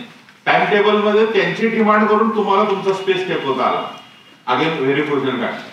तुम्ही तुमचं स्पेस आहे तुम्ही अदरवाईज इतक्या टेन्शन मध्ये आपण येतो आणि ते क्रिएटिव्हिटी एन्जॉय आपण म्हणतो. You are not in a position to intellectually enjoy the whole process. आपल्याला असं ती इगर असायला पाहिजे की हे वाचताना ते असं प्रेशर नाही आहे त्याला की हे सगळी प्रोसेस क्रिएटिव्ह होत नाही आणि याचं एक सायकोलॉजिकल फटिक येतोय किंवा नर्वस ब्रेकडाऊन मध्ये जातोय का मेडिकली त्याचा काही हे होतंय का आजारी पडतो. 4 गोष्टी पुन्हा बेसिक म्हटलेलं 16 तास अभ्यास पाहिजे. आजारी पडतो मी कामात नाही 7 तास झोपायला. झोप जास्तीत जास्त घ्यायला. कमी झोपेतनं ते लॉंग टर्म मध्ये जात नाही. सूर्य सकाळपासून येईपर्यंत जे आहे इंजिनिअरिंगला काय 2 दिवस अभ्यास करायचा होता नाईट मारायला त्याला काय 2 दिवस तर आपण करतो जास्त करतच नाही. 1 दिवस जीटी मारायला 1 दिवस पेपर द्यायचे झाला. त्यामुळे इंजिनिअरिंगच्या ह्याच्यावर कन्क्लुजन काढू नका. त्यातनं काही ते कारण ते लॉंग टर्म वर्ष 1.5 वर्ष करायचं. वर्ष 1.5 वर्ष 1 वर्ष एका पहिल्या अटेम्प्ट झालं म्हटलं तरी त्यामुळे ते हेल्थला तुमचा टोल घेईलच. मी याच्या विरोधी नाहीये. मी इंजिनिअरिंग तसाच केलेला नाही. त्याला फार हे नाहीये कारण का तुम्हाला अख्खा एवढा काळ व्हायच नाही. आपलं आत्ता जे सुरू केलं तुम्ही त्यामुळे हेल्दी प्रॅक्टिस ठेवा. अभ्यासाची हेल्दी प्रॅक्टिस जे तुम्हाला तुमच्या हेल्थला अफेक्ट होणार नाही अशी प्रॅक्टिस असाल की ज्याचा एक्सक्यूज घेता कामा. म्हणजे आपला अभ्यास ठरवला तर तो तसा करता आला पाहिजे. त्याच्या दृष्टीनं साधारणतः म्हणजे अजून काय सोप्या भाषेत मी काय सांगतो का की तुम्ही युपीएससी काय हे सांगणारे खूप जण तुम्हाला मिळतील तर तुम्ही काय हे सांगणारे तुम्हीच आहात. आणि तुम्ही स्वतःला जेवढं आपण म्हणता माझ्यात एक रिअल आणि माझ्यात एक इमॅजिन आहे तर माझ्यातला रिअल आणि माझ्यातला इमॅजिन याच्या सतत त्या 4 गोष्टी जुळल्या युअर रिअल आणि युपीएससी रिअल झाला आहे. हे सगळं असं आपलं खो खो झालं असतं की आपलं योजन युपीएससी रिअल आपला रिअल युपीएससीचं योजन ते एकमेकांची भेटत होत नाही. तर बेस्ट वे की मी माझं हे आहे बाबा असं कारण आपल्या स्वतःविषयी भ्रम सोडून द्यायला पाहिजे. आपण एकच माझी एकच आयडेंटिटी आहे बाकी कुठलीही आयडेंटिटी नाही. मग ती इंटेन्सिटी त्यामध्ये असेल तर टाइम टेबल बरोबर आपल्याला म्हणतो दिसायला लागेल आपल्याला की हे असं करायचं हे तर जायचं. इंटेन्स असायला पाहिजे आणि ते अभ्यासाच्या मध्ये रिफ्लेक्ट व्हायला पाहिजे. Extensive always works. दुसरा पॉईंट जो एक्सटेन्सिव्ह वाचायला पाहिजे. एक्सटेन्सिव्ह फ्रीला तर खूपच उपयोग पडतो आणि रिपीटेटिव्ह पण होतं. एक्सटेन्सिव्ह दुसरा फायदा काय होतो की रिपीट व्हायला म्हणजे समजा या पुस्तकात वाचलं या पुस्तकात 3ऱ्या 4थ्या ह्याच्यामध्ये ते ऑलरेडी नुसते रिव्हिजन साठीच वापरतो आपण बाकीचे सोर्सेस जे आहेत. 20 to 25 रिव्हिजन्स त्या 2013च्या आधीच्या विद्यार्थ्यांना विचारा. मी स्वतः 20 वेळा सांगायला म्हणजे याचा साधारण काय की आपल्या डोक्यात येतं याचा अर्थ बऱ्याच जणांच्या डोक्यात येणार. म्हणजे मीच खूप यांना बाकी कोणालाच कळणार बाकी सगळे 2 रिव्हिजन करणार म्हणजे असं नाही होणार. Shubham Chaudhary is a message for me मला स्वतःला मी कारण त्यामुळे 20 रिव्हिजन तुम्ही करा होईलच. शुभम आला ना आणि त्याला एक इंटरव्ह्यू ऐकला तर आपल्याला वाटतं 108 खूपच दिले एवढे देताच का मला कारण तशी समज नाही. Steel what is the fact first attempt all India 3rd rank म्हणजे कशातून झालेला आहे मॅटरवर एक्सटेन्सिव्ह कंट्रोल आहे. तो एक्सटेन्सिव्ह कंट्रोल कधी होतोय रिव्हिजनची मेथड साऊंड आहे. या सगळ्यात क्रुशियल फॅक्टर तुम्ही म्हटलं की युपीएससीच्या प्रीचं एकच वाक्य सांगलं तर हे वाक्य रिव्हिजन्स. रिव्हिजन मध्ये सगळ्या गोष्टी तुमच्या अडकणार. बऱ्याचदा आपल्याला ते इंडिव्हिज्युअल इंटरेस्ट येत नाही वाचायला बोर होतो किंवा त्याच मॅटरला आपण मेकॅनिकली वाचायला लागतो. रिव्हिजनच्या क्रिएटिव्ह मेथड आपल्या राहत नाहीत. त्या रिव्हिजनच्या क्रिएटिव्ह मेथड असायला पाहिजे. स्वतःच्या नोट काही नाही तरी मिनिमम पेपर रिडिंग समजा मी म्हणतो त्यावेळेला ते एक्सपेक्टेड आहे. आजचा पेपर वाचला, नोट्स काढल्यानंतर पेपर वाचलंच पाहिजे. मिनिमम काहीतरी 45 मिनिटं 50 मिनिटं नोट्स काढायला पाहिजे. तुम्ही ठरव. डिटर्मिनेशनचा अर्थ काय? Dedication to desire task. Determination म्हणजे तुम्ही ठरवलेलं तुम्हाला करता येईल. कुठलीही गोष्ट आहे की 12:30ला ब्रेक समजा तुम्ही म्हणलेलं 12:30ला ब्रेक, मग 12:20ला झाला प्रॉब्लेम आहे, 12:32ला झाला प्रॉब्लेम आहे. तुम्ही ठरवलेलं करत नाही. सकाळी 7ला अभ्यासाला बसायचं, 7:05ला झालं काय होतं, मग 7:05 ठरवा. म्हणजे तुम्ही कारण सगळ्यात जास्त स्वातंत्र्य कुठं आहे? बंधनात आहे. जास्त बंधनं जितकं स्वातंत्र्य. रेग्युलेटेड जेवढं तुम्ही असाल तेवढं तुम्हाला फ्रीडम आहे. आणि कारण तुम्ही ठरवलेल्या गोष्टी आहेत ना. त्यामुळे determination is very important aspect of your planning. Overall planning याच्यामध्ये द्या. बऱ्याचदा शेवटचा लूज असा आपण अभ्यासाची पद्धती असते. मॅक्रो एवढं जात नाही. फिनिशला पण अगदी मायनर असं गोष्ट वाचत नाही. त्या मायनर गोष्टी वाचण्यापर्यंत जायला पाहिजे. That is your determination. तुम्ही शेवटच्या अगदी याच्यापर्यंत तोच प्रश्न आहे. म्हणजे 12:20 पासून आपण 12:30 वाजतात कधी 12:20ला थांबायला पाहिजे. म्हणजे याचा अर्थ ठरवलेलं 12:30 चुकलं. तो म्हटलं की नाही दरवेळेला असं होतं. तुमच्या ऑनेस्टी इंटिग्रिटीशी कोणाचा प्रश्नच नाही आहे. We are honest and we have integrity. त्यामुळे तुम्ही काय इथं कोणाला तरी फसवून काहीतरी टाइम असं कोणच म्हणत नाही. वेळ घालवण्यासाठी अपव्यय करण्यासाठी मेथोडॉलॉजी सापडत नाहीये. मग मेथोडॉलॉजी सापडत असताना काय आहे की दरवेळेला असं होतंय 12:20 10 मिनिटं आधीच होत आहे. मग ही पॅटर्न मारण्याचा का म्हणजे काय सोप्या भाषेत काय की एका टप्प्यापर्यंत तुम्ही स्वतःला चेंज करण्याचा प्रयत्न करा. नंतर स्वतःला रिस्पेक्ट द्या की आपण असे आहोत. आपल्याला फॅक्च्युअली ह्या गोष्टी जमत नाहीयेत किंवा करता येत नाहीये तरी सुद्धा मला हे करायचं. मग त्याचे काय टेक्निक असेल, त्याचं मेथड कसं असेल. तुम्ही सगळं म्हणलेलं आहे पण सकाळी 9 शिवाय माझा अभ्यास सुरू होत नाही. आपलं स्वप्नील नावाचा समजा विद्यार्थी हनुमंत सकाळी लवकर जाऊन बसायचा. त्याच्याबरोबर बाकी मित्रांना तसं जमायचं. मग त्यांनी त्यांच्या पद्धतीने काढलेला वेळ होता. त्यामुळे इमिट होणार नाही. तुमचा प्लॅन स्वतःला तुम्हाला करता आला पाहिजे. Up to certain extent yes take a burden and whole understand whole process of UPSC. After that create your own space. माझ्या पद्धतीने मी करणार. त्यांनी केलेलं असेल त्याला माझा रिस्पेक्ट आहे. डिस्टन्स ठेवा आणि माझा मला स्पेस द्या. तुमची तुम्ही स्पेस घ्या आणि त्या पद्धतीनं काम करण्याचा प्रयत्न करा. 27 तारीख ती तारीख ते काय बदलणार नाही त्याच्यामध्ये. त्यामुळं कसंही करून आपण प्लॅन केलं तर ती डेट फायनल आहे. डेडिकेशन टू दॅट टास्क म्हणजे तुम्ही ठरवलेलं असेल ते आणि ठरवलेलं असेल त्याच्यामध्ये समजा आता हे मी वाचलं असं ठरवलं. समजा आज मी ठरवलं की सगळ्या वाचणार आहे. मग काही कारणांनी मध्ये झाला नसेल तर उद्या आता ह्याचं काय होणार. मग मी उद्या एक्सटेंड करावं तर करता कामा हे स्किप करायला पाहिजे. उद्याचं प्लॅनिंग इंटॅक्ट करा. मग याच्याकडे ह्या फेल्युअरकडे 2 प्रकारे बघताय. I have decide I will complete योजना दिस सॅटर्डे इव्हिनिंग. कारण संडेला माझं नवीन काहीतरी टीम आहे. मग आता मी हे बाजूला टाकलं. मग हा लॅब पूर्ण कधी काढायचा.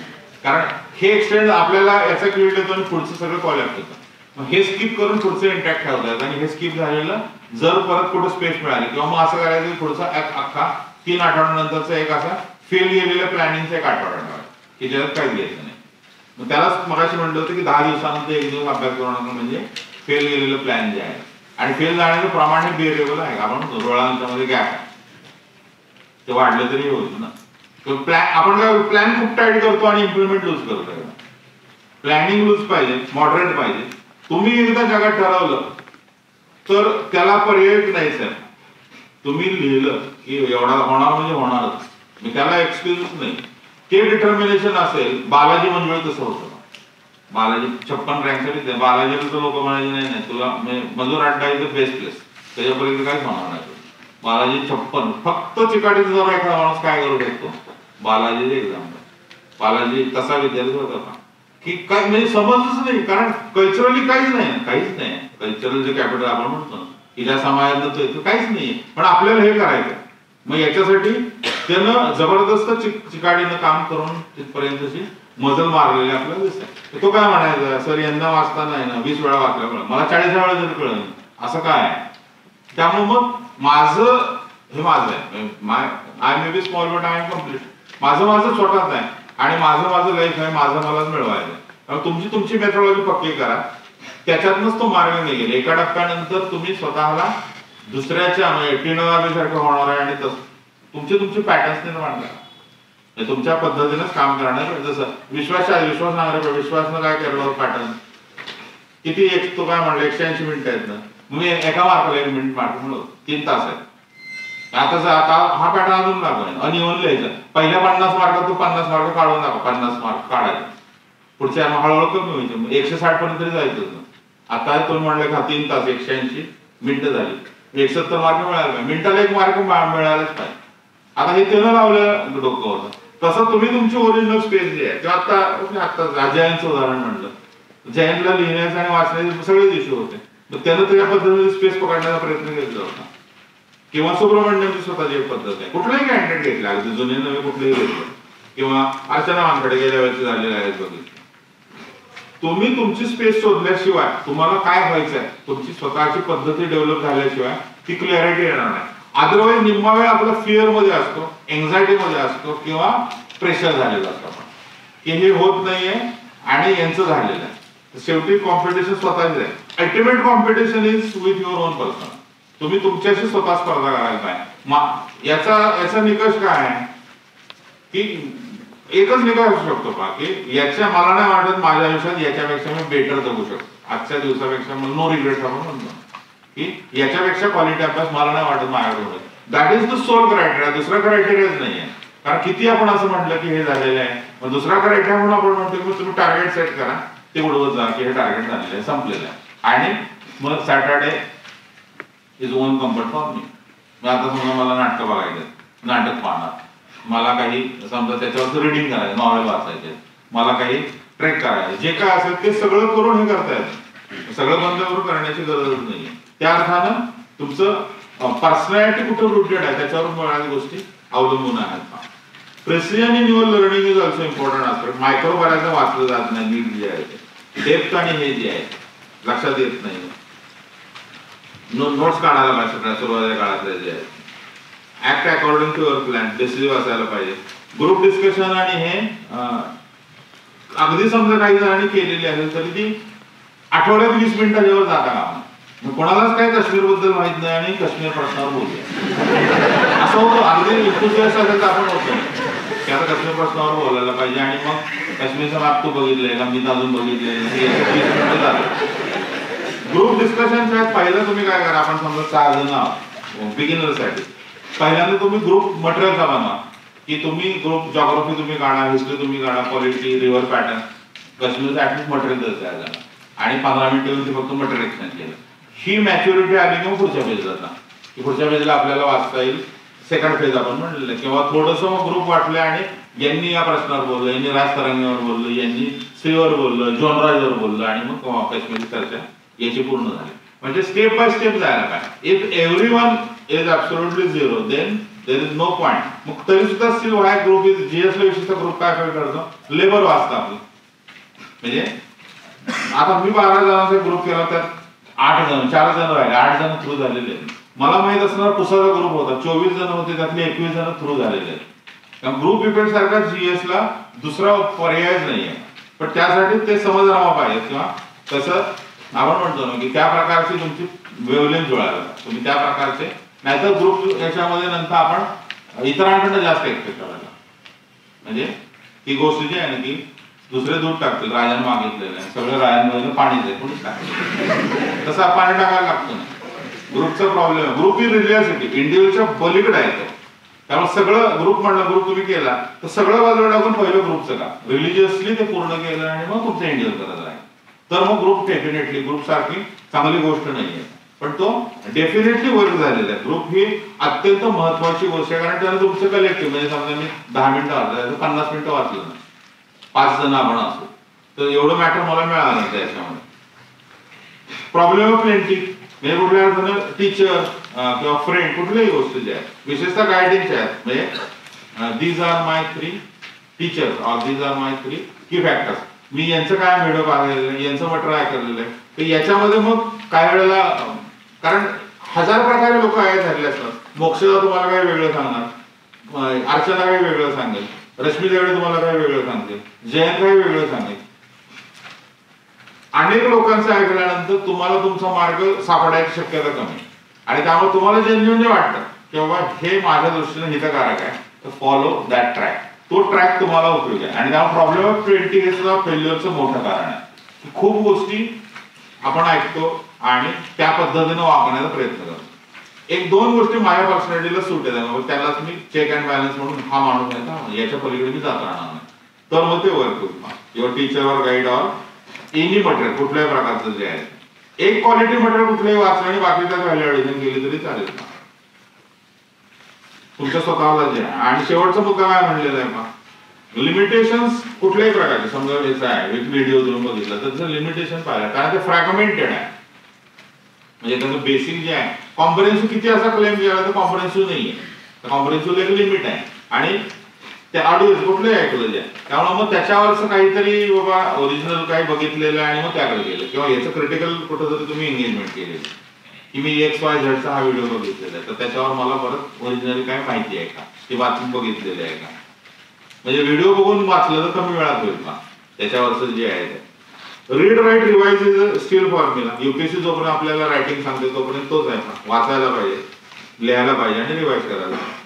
आणि कॉम्प्रिहेन्सिव्ह प्रीच्या संदर्भात म्हटलेलं जे आहे कॉम्प्रिहेन्सिव्ह पेपर, हल्ली प्रीचं क्वेश्चन असं म्हटलं ना की मेन सारखे व्हायला लागलेले, मग मेन अनालिटिकल जास्त फ्रेम यायला लागले, त्यामुळं रिव्हिजन आणि कन्सेप्च्युअल क्लिअरिटी जी आहे ते आणि कॉम्प्रिहेन्सिव्ह पेपर सोडवण्याची तुमची ॲबिलिटी ॲट द अर्लिएस्ट ती कशी आणताय.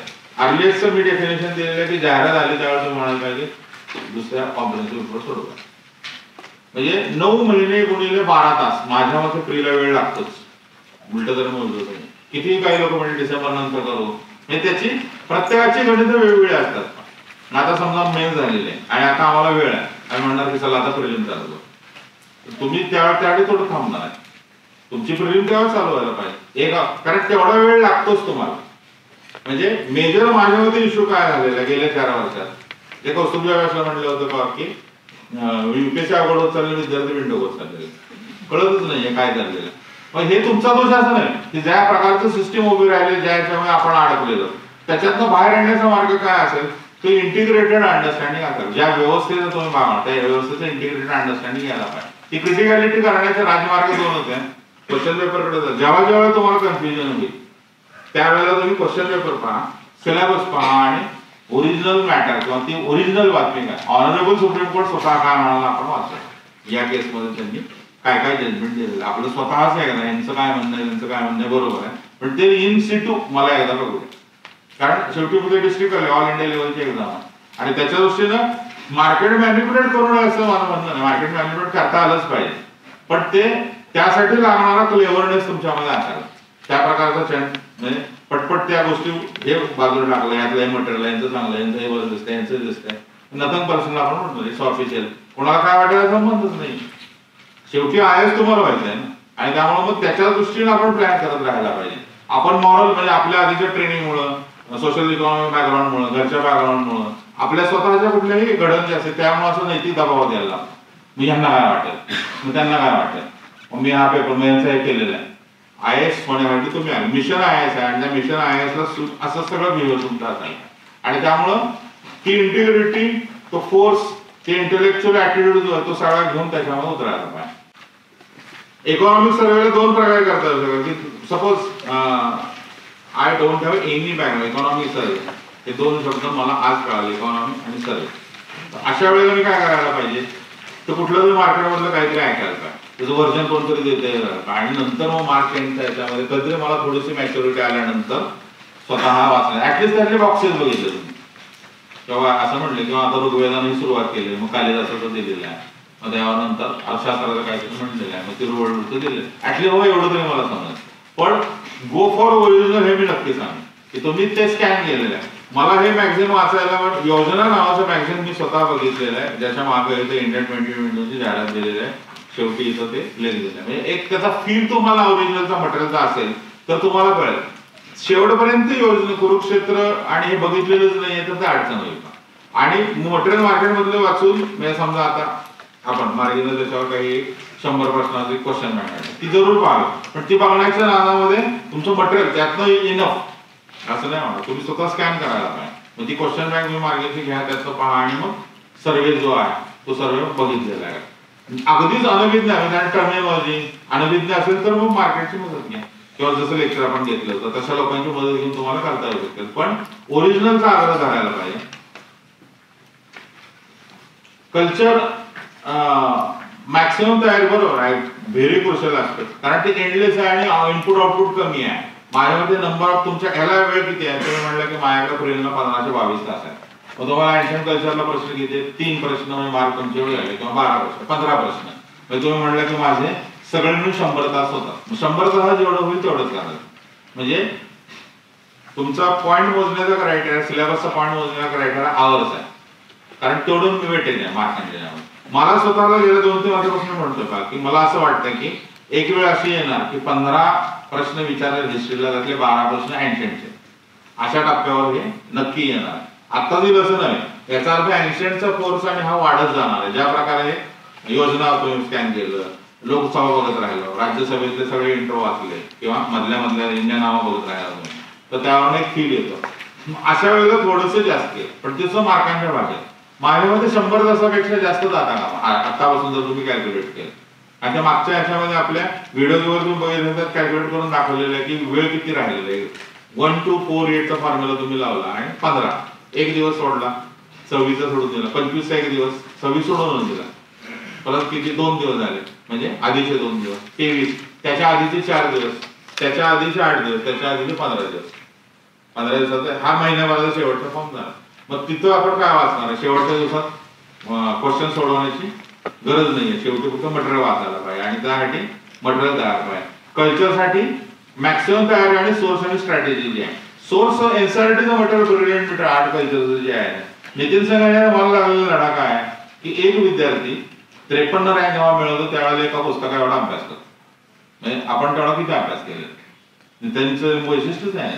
नंतर त्यानं त्याचा ऍड केला, पण डेफिनेटली तेवढं मटेरियल त्यानं आर्ट कल्चरसाठी केलेलंच होतं ना. याच्यावरनं काय की तुम्हाला त्या वेळेमध्ये क्वालिटी मटेरियल कुठं आहे, एनसीईआरटी आर्ट कल्चरचं एनसीईआरटी ती काम, आणि एन्शियंट मिडल मॉडर्नचं एनसीईआरटी. एनसीईआरटीच्या पलीकडे हे जाऊ नका, कारण त्याचा इनपुट आउटपुट रेशो कमी आहे. एनसीईआरटीचं जे आहे ते आपल्या याच्यामध्ये दिलेलं पाहिजे ज्यांना हे असेल तर त्याच्या दृष्टीनं ते पहिल्यांदाच ते प्लॅन केलेली होती का 20 मार्च ते 29 मार्च मागच्या दिलेले आहे, त्यासाठी कारण ते सापडत नाही आर्ट कल्चरचं जे ऍडव्हान्स असं म्हणलेलं आहे. याचं मुख्य कारण जे आहे ते की सापडत नाहीये त्याचा अंडरस्टँडिंग. बरोबर आहे, टेस्ट नाही. At the end our own study is futile without test, आणि त्यामुळे रेशो ऑफ स्टडी आणि इन टर्म्स ऑफ आवर्स याचा काय प्रकार असेल. सेक्शनल मायामध्ये आता जर म्हटलं दिस इज ते 18, तर 10 दिवसात तुमचा एक एरिया संपायला, 10 ते ऍट मॅक्स 12 दिवसात एक एरिया संपायला कुठल्याही प्रकारचं तुम्ही वाचला, आणि त्यावर पुढचे टेस्ट म्हणजे 15 ते 18 दिवसामध्ये एक सेक्शन संपायला पाहिजे. आणि या सेक्शनच्या वेळी मग क्वेश्चन जे आहेत मी 12 दिवस वाचले, 3 दिवस क्वेश्चन पेपर सगळे मार्केटमधले बघितले, आणि त्या वाचनामध्ये 2 गोष्टी पडले, paper reading plus your 8000 question and now sectional page. आता हे 18 दिवसात संपलं माझं, म्हणजे साधारणतः 4 ते 5 मार्चला माझा suppose I am doing polity मी संपवलेलं, तर माझं सगळं जाईल. आणि नंबर ऑफ आवर्स मध्ये तुम्ही मोजले 20 गुणिले 15 म्हणजे 300-350 तास आपल्याला मिळतात एका एरियात.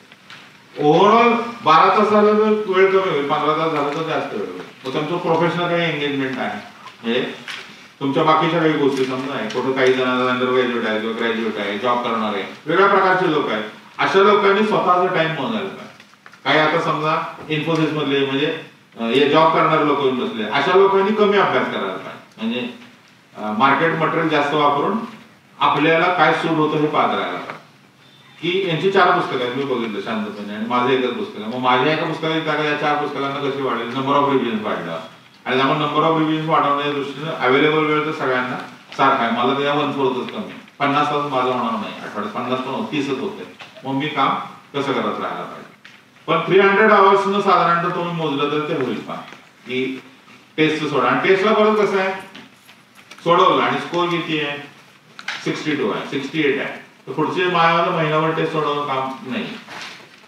टेस्टला भूमितीचे वाढणार नाही, पण थोडा वाढणारा तरी ग्राफ पाहिजे ना आपला, की आता 72 आला, मग 78 आला, मग 82 आला, असा वाढत जायला पाहिजे. नाही तो फ्लक्च्युएटिंग असेल तरी इश्यू आहे का, 105 आहे परत 95 झाला, 110 झाला, याचा अर्थ काहीतरी इश्यू आहे. कॉन्स्टंटली वाढायला पाहिजे. आणि तसं होत नसेल तर मग गॅप टाका, अल्टरनेट करण्याचा प्रयत्न करा की हे नाही केला, ही टेस्ट दिली नाही, पुढची टेस्ट दिली की टेस्टचा गॅप टाकला मी आता पुढची मी मग म्हटलं असं काय होईल, माझा हा टॉपिक कमी होईल, पण पुढच्या टॉपिकला मला 110 मिळालं, त्याचा अर्थ 70 to 1 मला 5, म्हणजे याचा अर्थ काय मेजर येईल. अदरवाईज आपल्याला कुणाला प्लेम काय मॉडिफाय कुठं करायचं कळतच नाही. आपल्याला असं फील असतं की नाही मला टाइम जास्त मिळाला तर मी चांगला स्कोर केला, मग टाइम घेऊन पाहायला पाहिजे. तो घेण्याचा मार्ग काय, एक टेस्ट कीप करा, पुढची टेस्ट प्लॅन करा, या रविवारी देऊन पुढची रविवारी द्या आणि सगळा अभ्यास काय करून पहा, तरी जो स्कोर वाढला याचा अर्थ काय टाइम हा फॅक्टर नाही. असं ट्रायल एरर तुम्हाला मार्च एंड पर्यंत करता येईल. मग आणणे काहीतरी आहे. मग काय आहे, नोट्स बरोबर नाही, रिव्हिजन बरोबर नाही, म्हणजे अभ्यासच बरोबर नाही, टेस्ट हिस्ट्रीने मी जॉग्राफी वाचत असला हा प्रॉब्लेम नाही, काही प्रॉब्लेम असतो. तुम्ही जे करता ते बरोबर चाललंय का हे कळायला पाहिजे. त्याचा एकमेव मार्ग आहे मार्ग पाहिजे, इम्तिहान को भेटतो, बाकी काही नाही, मार्ग पाहिजेत ना. तुम्ही स्वतः म्हणले कसला बेस्ट अभ्यास आहे, उपयोगच नाही. इतरांनी म्हणायला पाहिजे, इतरांनी म्हणजे अथॉरिटीने सांगायला पाहिजे तुमचं बदल चाललेलं आहे आणि त्याच्याशिवाय ते वर्क होणार नाही. तुम्हाला तुमचे मार्ग शोधता आले पाहिजे. 20-25 वेळा जे मेथोडॉलॉजी आणि क्रिएटिव्ह मेथड जे आहे, बऱ्याचदा काय रिव्हिजनच्या मेथड ज्यामध्ये मार्कर समजा लावले, येलो मार्कर आहे, ग्रीन मार्कर आहे, कुठले मार्कर लावून केले, एकदा ते शॉर्ट फॉर्म केले, एकदा ते पिक्टोग्राफी बघितले, वेगवेगळ्या क्रिएटिव्ह मेथड जे आहेत.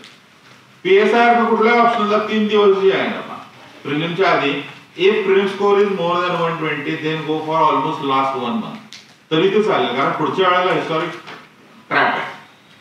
ऑप्शनल ज्यांना बिअर होतं आणि ज्यांना जमतं त्यांनी अगदी शेवटच्या महिन्यापर्यंत लिहित राहायला, लास्ट 1 month पर्यंत मी म्हणतो, कारण ते नंतर तुम्हाला सगळं फ्रुटफुल ठरणार. पण जर स्कोर सारखा कन्सिस्टंटली कमी असेल, म्हणजे ज्याला काय म्हणता येईल की असं फार 100% आता इथनं हेन्सफोर्थ प्रिलिम असं नाही होणार, त्यात मल्टीटास्किंगची थोडी सवय लावायला, थोडंसं मल्टीटास्किंग जे आहे ते करायला पाहिजे. आणि त्यामुळे if score is better, what do you mean by better? It's 120, 130, 140 plus. Then go for optional. Optional साठी जायला पाहिजे. आता सीसॅटच्या बद्दल त्याचे झाले बरोबर. सीसॅटवर काय करत राहायला पाहिजे की सलग ज्यांचे आता हे लिहिले 2 वेळा सीसॅटचा इश्यू आहे, सगळ्या ऍक्टिव्हिटी बंद करायला, सगळ्या ऍक्टिव्हिटी बंद करायला, 0 बाकी काही नाही, 0 डाऊन करणं आपण म्हणतो. त्यामुळे तुम्ही सगळ्या गोष्टी याच्यावर जाणार की जिथं सीसॅट, आणि सीसॅट मध्ये 150+ होईपर्यंत तुम्ही म्हणलं 150+ कधीच होणार नाही. म्हणजे श्रीकरच्या त्याला किती 1307 मार्क होते का 1337 होते आणि टॉपरला होते 14. त्याला विचारलं तू 10 पाहिला, तो म्हणलं कधीच होणार नाही. तुम्ही असं म्हणलं का मी तिथपर्यंत कधीच जाणार नाही, मग कुठपर्यंत जाईल मी, बाबा मला लिमिट आहे, माझे हे शक्यच नाही, 100 मार्काची माझी नाही होऊ शकत. मग माझी किती होऊ शकेल, आता मला इथे 62 मिळाले, 65 मिळाले, मग मी सोडवताना 100 इथं 102 पाहिजे, 104 पाहिजे, मग ते कसं करता येईल त्याचे प्लॅन करायला. त्यात क्लास लावण्यापासून, डिस्कशन करण्यापासून, 8वीचं मॅथमॅटिक्सचं एनसीईआरटीचं पुस्तक बघण्यापर्यंत सगळ्या गोष्टी आहेत, म्हणजे बघितलं जात नाही फार. त्यामुळे एनसीईआरटीचं पण बऱ्याच गोष्टी क्लिअर होतात. एनसीईआरटीचं आपलं याचं जे मटेरियल आहे ते पण चांगलं आहे. डेलीचं जे आहे ते तुम्हाला प्रीचा स्कोर चांगला असेल तर कळायला पाहिजे आणि 1 महिन्यापर्यंत करायला पाहिजे असं म्हणते.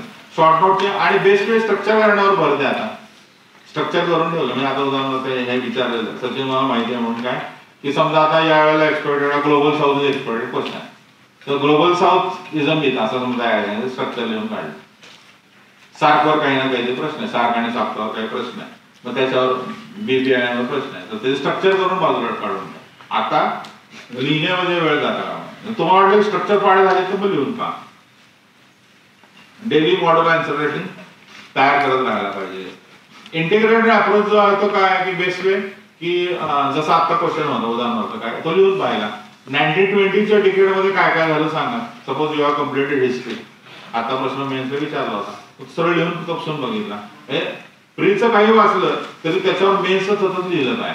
Suppose I have completed emergency होते सगळे, इमर्जन्सीवर आपल्याला विचारलेलं, फायनान्शियल मध्ये क्वेश्चन विचारून झालेला आहे, अटॉर्नी जनरलवर क्वेश्चन विचारलं. युपीएससीचे जुने क्वेश्चन लिहिता येऊ शकतात किंवा मार्केटमधले क्वेश्चन लिहिता येऊ शकतात प्रीच्या द्वारा.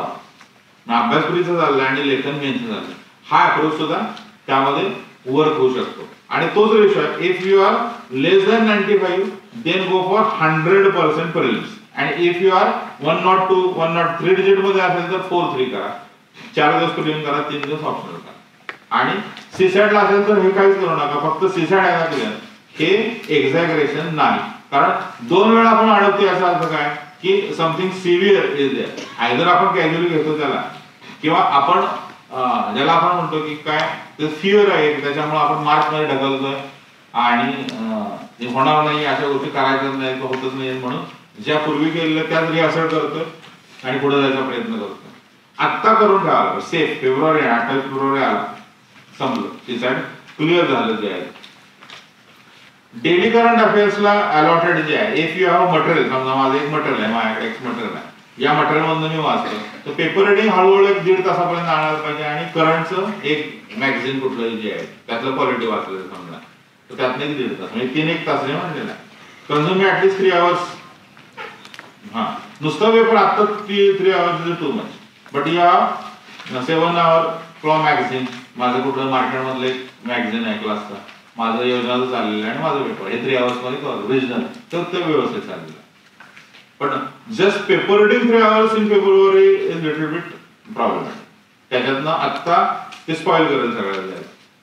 मॉडर्न हिस्ट्री वाचलेलं आहे, नोट्स नाही आहेत, बरोबर एमसीक्यू व्यवस्थित होऊ शकेल त्या स्कोर. सगळ्या मार्केटमधले टेस्ट सोडवायचे किंवा ते टिक मार्क करून वाचायच्या आणि त्याची मेथड दिलेली आहे. बऱ्याच जणांना जुन्या लोकांना पण माहिती आहे त्या दिली. रॉंगचं एक कॉलम करा, अनसॉल्डचं एक कॉलम करा आणि सॉल्ड म्हणजे करेक्ट. डायरेक्ट पेपर घेतला मी, करेक्ट किती आहे 22 आहे, याचा अर्थ 22 गोष्टी वाचल्या माझ्या. एमसीक्यू काय करायचं समजा, अदरवाईज मी बिपिन खरं वाचायला लागलो तो 12वा चॅप्टर काय करण्याची गरज आहे, कारण मला सगळा दरवेळेला तो आलेलाच आहे, म्हणजे मी तो वेळ वाया घालवला. याचा अर्थ पेपर घेऊन जेवढे बिट्स येतात तेवढे चॅप्टर आपले कमी होतात. मग रॉंग कडे या पहिल्यांदा, अनसॉल्ड कडे नंतर आहे. 12 सोडवलेच नाही तर त्याचा मॉरल वेट नाहीये.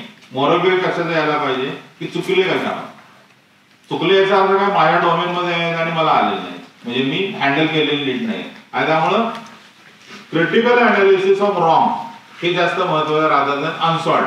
हे सोडवलेलेच नाही. मी गांधींचा अभ्यास केलेला नाहीये, मी टिळकांचा अभ्यास केला आणि टिळकांचा प्रश्न सोडलेला आहे.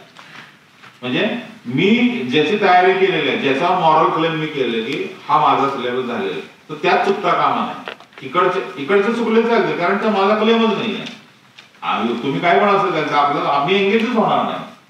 असे कितीतरी आपल्या यास्मिन कितीतरी स्टुडंट आहेत की जे करायचेच नाही, ते शुअर होते, त्यांना पक्क माहिती होतं, ते फक्त त्यापासून हसायचे, आम्हाला एंगेज व्हायचं नाही. आपण त्याचा वेळ होतो, मग हे आलं नाही म्हणून इकडचं सगळं सोडायचं. म्हणजे हे टेक्निक आहे, तंत्र आहे आपल्या, की याच्यात पर्सनल काही नाही, हा प्रश्न येत नाही माझं काही, असा किती जगात गोष्टी राहणार, शेवटपर्यंत राहणार ना, की तुम्हाला येणारच नाही. मग त्याच्याशी आपला काही संबंधच नाहीये. मला जे येतं त्याच्या आधारे थ्रू होतं का, होत नसेल तर किती 22 बरोबर आहे, मग राहिलेले कुठले 42 चुकले, 42 चुकले रॉंग, राज्यसभा चुकले, मग राज्यसभेवर 2 पानाची चांगली नोट केली, त्याच्यावर राज्यसभा वाचायला 2 दिवस अख्खे गेले तरी चालते, कारण ते पक्क होईल नंतर कधीही चुकता कामा नाही. म्हणजे ही गॅप मिनिमाइज आहे की त्या 10:1 म्हणजे 1 बीट तुमची 10 प्रश्नाला चुकले तरी चालू शकते. त्या गॅप पर्यंत ते आपण आणायला पाहिजे. एथिक्स ऑप्शनल रिव्हिजन नंतर जे असतो उलट करायचं. एथिक्सचा वेळ मागा, this is not a correct time. आता GS 1, 2, 3 काहीतरी झालं, कारण ते तुमच्या ट्यून झालेलं आहे. म्हणजे ऑप्शनल आणि हे बॅक स्टेजला जायला पाहिजे.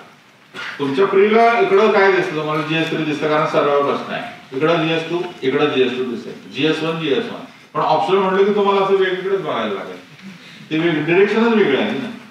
आणि एथिक्स म्हटलं तर मागच वळायला लागेल, अजिबातच शक्य नाही, दगाफटका होईल ना.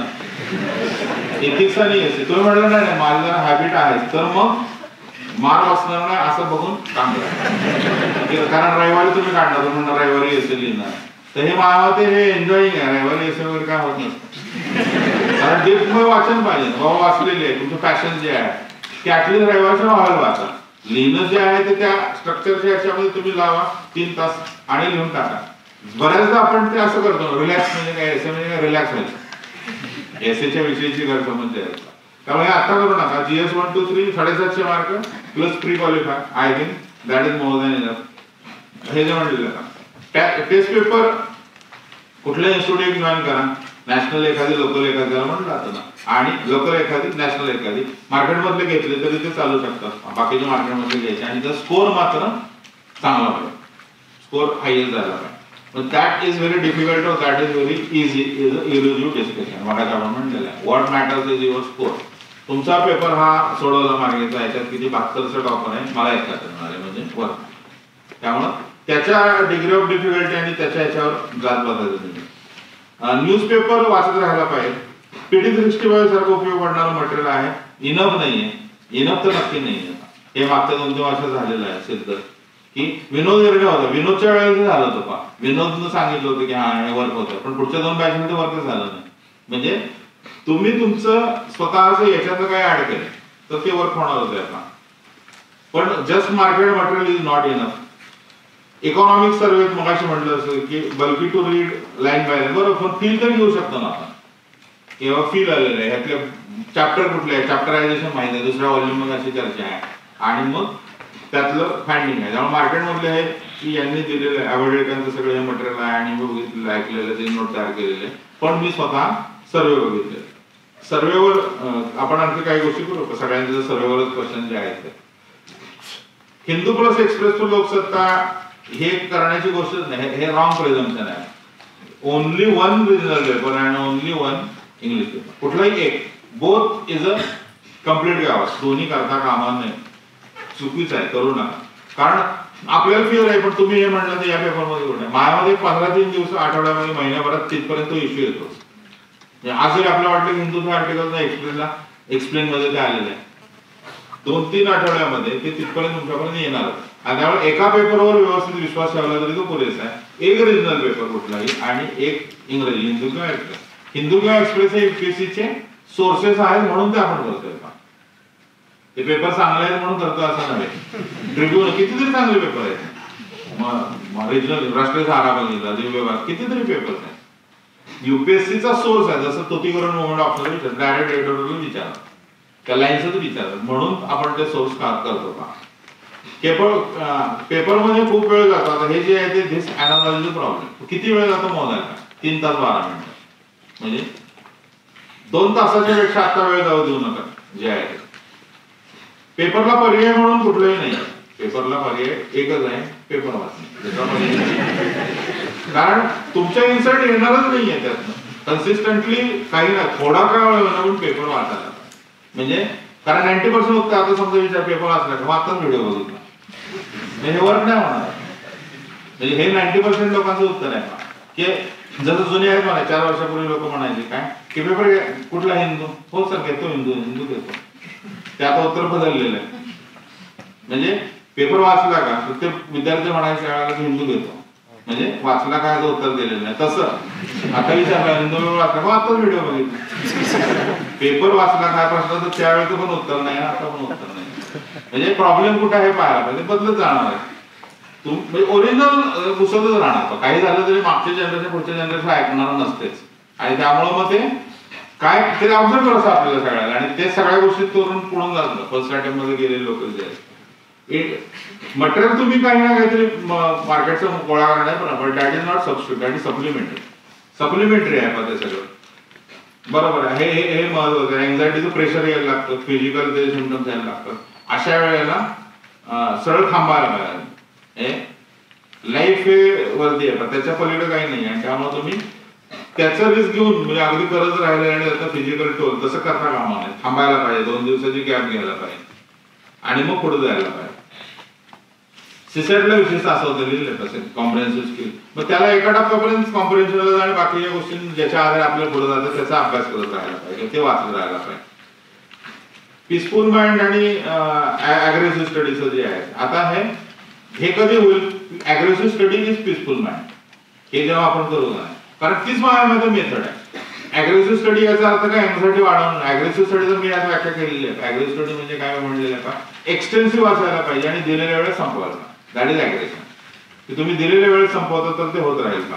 शेवटच्या दिवसातली रिव्हिजन कशी करायची जी आहे, शेवटच्या दिवसातली रिव्हिजन ही 200 पानापेक्षा जास्त होणार. सपोज दिस इज 25, 26ला काही वाचू नका, 25 जून आहे, भारताच्या मधला हॉरिबल दिवस आहे, आपल्याला काय काय वाचायचं ते पाहायला पाहिजे. मग ते रिडिंग काय काय प्रकारचं आलेला आहे की हे रिडिंग आहे बाबा 25 जून 75. तुम्हाला आता 25ला काय काय आपण वाचणार ते वाचन प्लॅन करायला पाहिजे की हे आपण वाचणार आहोत, हे रिडिंग जे आहे ते. त्यामुळं एका दिवसाला 200 पलीकडे नाही, मग 2 दिवस, मग 4 दिवस, मग 8 दिवस, 15 महिनाभर. एका दिवसाचं मटेरियल, मग 2 दिवसाचं आधीचं मटेरियल, मग 4 दिवसाचं मटेरियल, मग आधीचं 8 दिवसाचं मटेरियल, त्याच्या आधीचं 15 दिवसाचं मटेरियल. हे 4 रिव्हिजन त्याच वेळेला झालेले जे आहेत. पण हा प्रश्नाला आता येता येणार नाही, कारण काय मध्ये बऱ्याच गोष्टी आपल्याला करायच्या आहेत. बरोबर, डिजिटलचा वापर मला ठरवून केला की बाबा एक वेळ ठरवला तुम्ही की 20 ते 30 मिनिटांमध्ये मी ते सगळं मटेरियल बाजूला काढेल. 20 to 30 मिनिट जे आहे त्याच्या पलीकडे लागणार आहे. कितीही डिजिटलचं मोठं असेल तर 20 ते 30 मिनिटाच्या पलीकडे ते म्हणजे मला हे व्हिडिओ पाहायचे प्लॅन केलं 20-30 मिनिट्स मध्ये सगळं संपून जाऊ शकतं जे आहे. आणि क्वेश्चन बरोबर आहे, जास्त हे अगदी चांगला मुद्दा आहे की नुसते क्वेश्चन सोडवले तर जास्त दिवस लागतात. त्यामुळे वाचन करून क्वेश्चन सोडवायला. मोबाईलचा वापर 30 मिनिटाच्या वर जाता कामा नये. डिजिटल आणि हे सगळं मिळून द्यायचं. प्रिंट मधल्या गोष्टी स्वतःच जे आहे बालभारतीचं पुस्तक अगदी साधा आपण म्हटलेलं आहे. संसर्ग काल म्हणतो संसर्गजन्य रोग आणि साथीचे रोग काय फरक आहे, आजार कसं पडतो, आणि मी साथीच्या रोगाला रोग आणि आजारामधला फरक बेसिक एकदा वाचलं आणि मग तुम्ही याच्यामध्ये गेला व्हिडिओला गेला तरी चालेल. क्वेश्चन नुसते सोडवताना अंदाज येत नाही, अगदी मुद्दा बरोबर. त्याला काहीतरी बॅकग्राऊंड आपण म्हणतो पेंटिंगचे माहिती वॉश द्यायला लागतो, तसं तुमचा रिडिंगचा वॉश पाहिजे. तो वाचलं नसेल तर टिकणार नाही परीक्षेवर. बरोबर, इंग्रजीची अडचण जेन्युन अडचण आहे. आता मला वाटतं आता ऑक्सफर्ड आणि हे जमेल तेवढं करायला पाहिजे, पण रिजनल मधनं जास्तीत जास्त गोळा करायला. म्हणजे आता कौस्तुभ समजा रिजनल म्हणजे शीतल रिजनल मधल्या लोकांचा एक फॉर्म्युला काय होता की एक्सटेन्सिव्ह रिजनल मधनं वाचायचं. रिजनल मध्ये सगळं 12वी उदाहरण रिजनल मध्ये सुब्रमण्य एक्सटेन्सिव्ह वाचायचं. हे 4 रिजनल मधले पेपर घेतले तरी तुमचं इकडचं मॅटर कमी होतं. म्हणजे मी रिजनल पेपर वाचले, मी समजा बातम्या बघितल्या ऐकल्या आणि मग इंग्रजी मला लक्षात की हे झालेलं आहे मग अनालिटिकलला तुम्हाला 25 मिनिटांमध्ये माझं होऊ शकतं.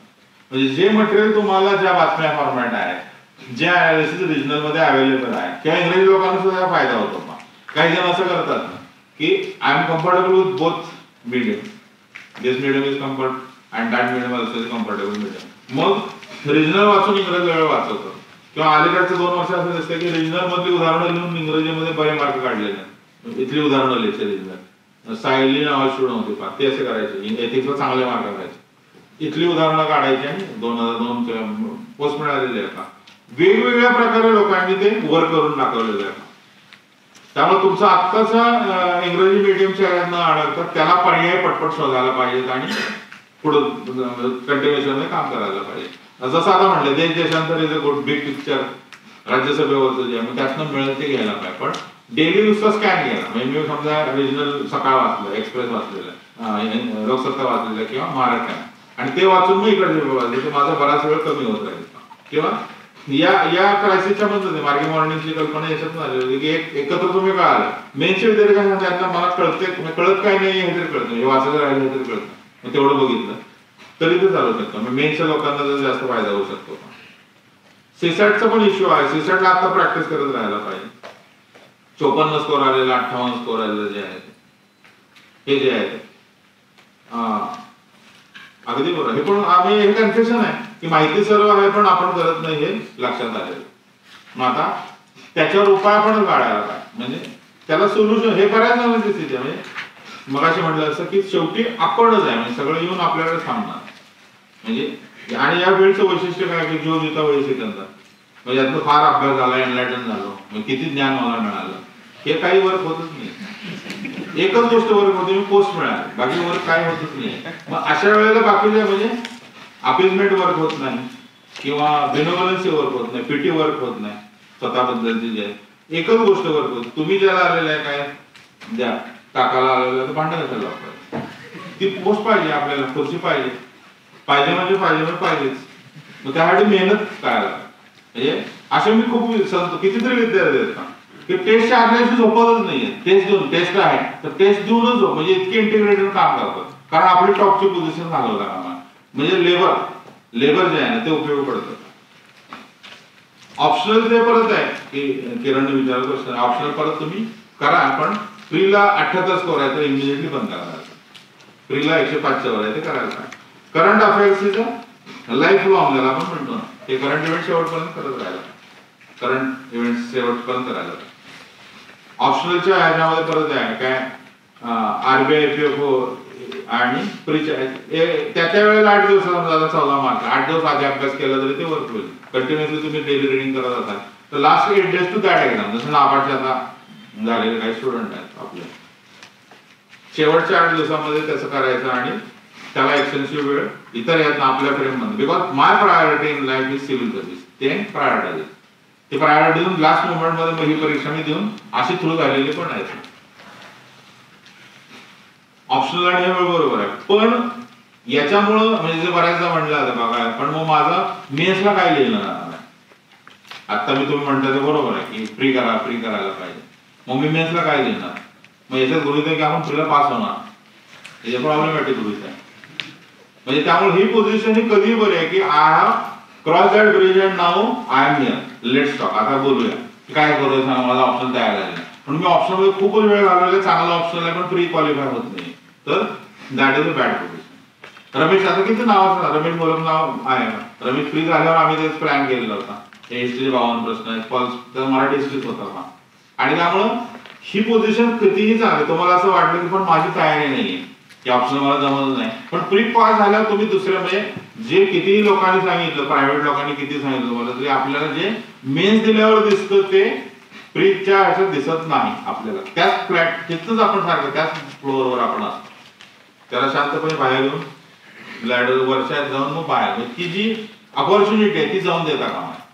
शॉर्ट आता म्हणजे आता बजेटवर आपल्या योजनेचा अंक येतोच का, योजनामध्ये एक अंक आहे तर त्यातनं बघितलं आणि त्याची सर्वे मूळ तो प्रश्न आहे माझ्यामध्ये. हा प्रश्नावर काय काय काहीही केले तरी सर्वे कळत नाही हा जो प्रश्न आहे, पण तो असं लिहिला जात नाही की अशा वेगळ्या पद्धतीने समोर येतो. तर त्याच्यावर काही अजून मोडस ऑपरेंडी करता येते का आपण याच्यावर प्रयत्न करूया. आपण हिस्ट्री ऑप्शनल आणि सोर्सेस जे आहेत ते रिक्वायर्ड आहे. ऑप्शनलच्या बद्दल म्हणलेलं आहे का की तसा करता कामा नाही जर तुम्हाला प्रीला परमिशन नसेल तर. LLB आणि याचं UPSCचं अटेम्प्ट दिलेलं जे आहे आता हे करता येऊ शकतं दोन्हीच्या ज्या म्हणजे डेली न्यूजपेपर रिडिंग जे बोथ दोन्ही गोष्टी करता येऊ शकतातच जे आहे.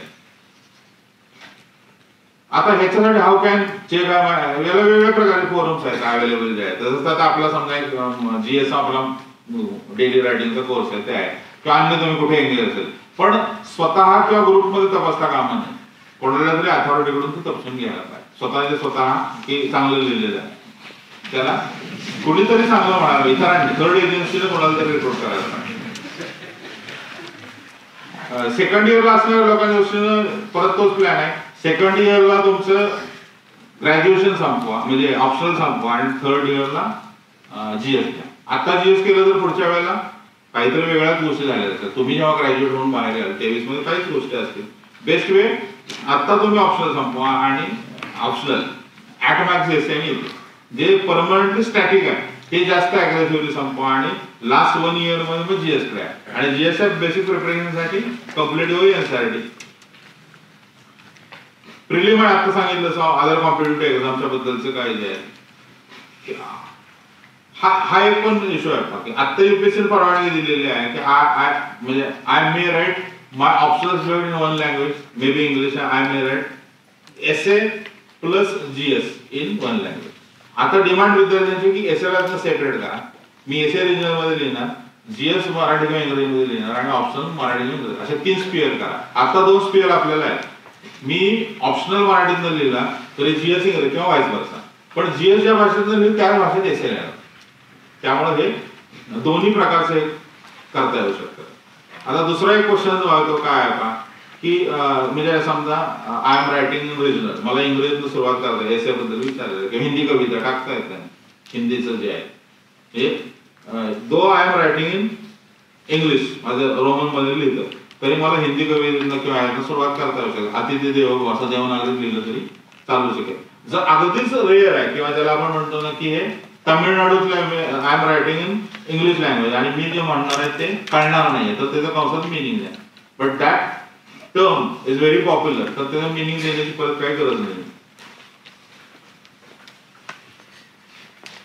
युपीएससीच्या बद्दलचा हा एक क्वेश्चन आहे की बॅलन्स युपीएससी एमपीएससीच्या बद्दलचं बॅलन्स जे आहे ते काय प्रकारचं.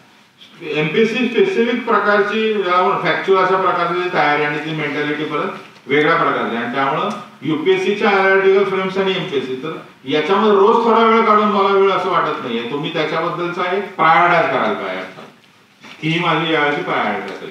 आणि अगदी तो म्हटलं नाही मला क्लिअर आहे की युपीएससी माझ्या प्रायोरिटी तुम्ही म्हणाल की शेवटचे मग 15 दिवस असतील त्यातले काही काळ शेवटचे लास्ट 8 डेज पूर्ण वेळ मग एमपीएससी करत राहायला पाहिजे. वीकली बरोबर 105 तासापर्यंत आपल्याला जाता येऊ शकतं जे आहे ते.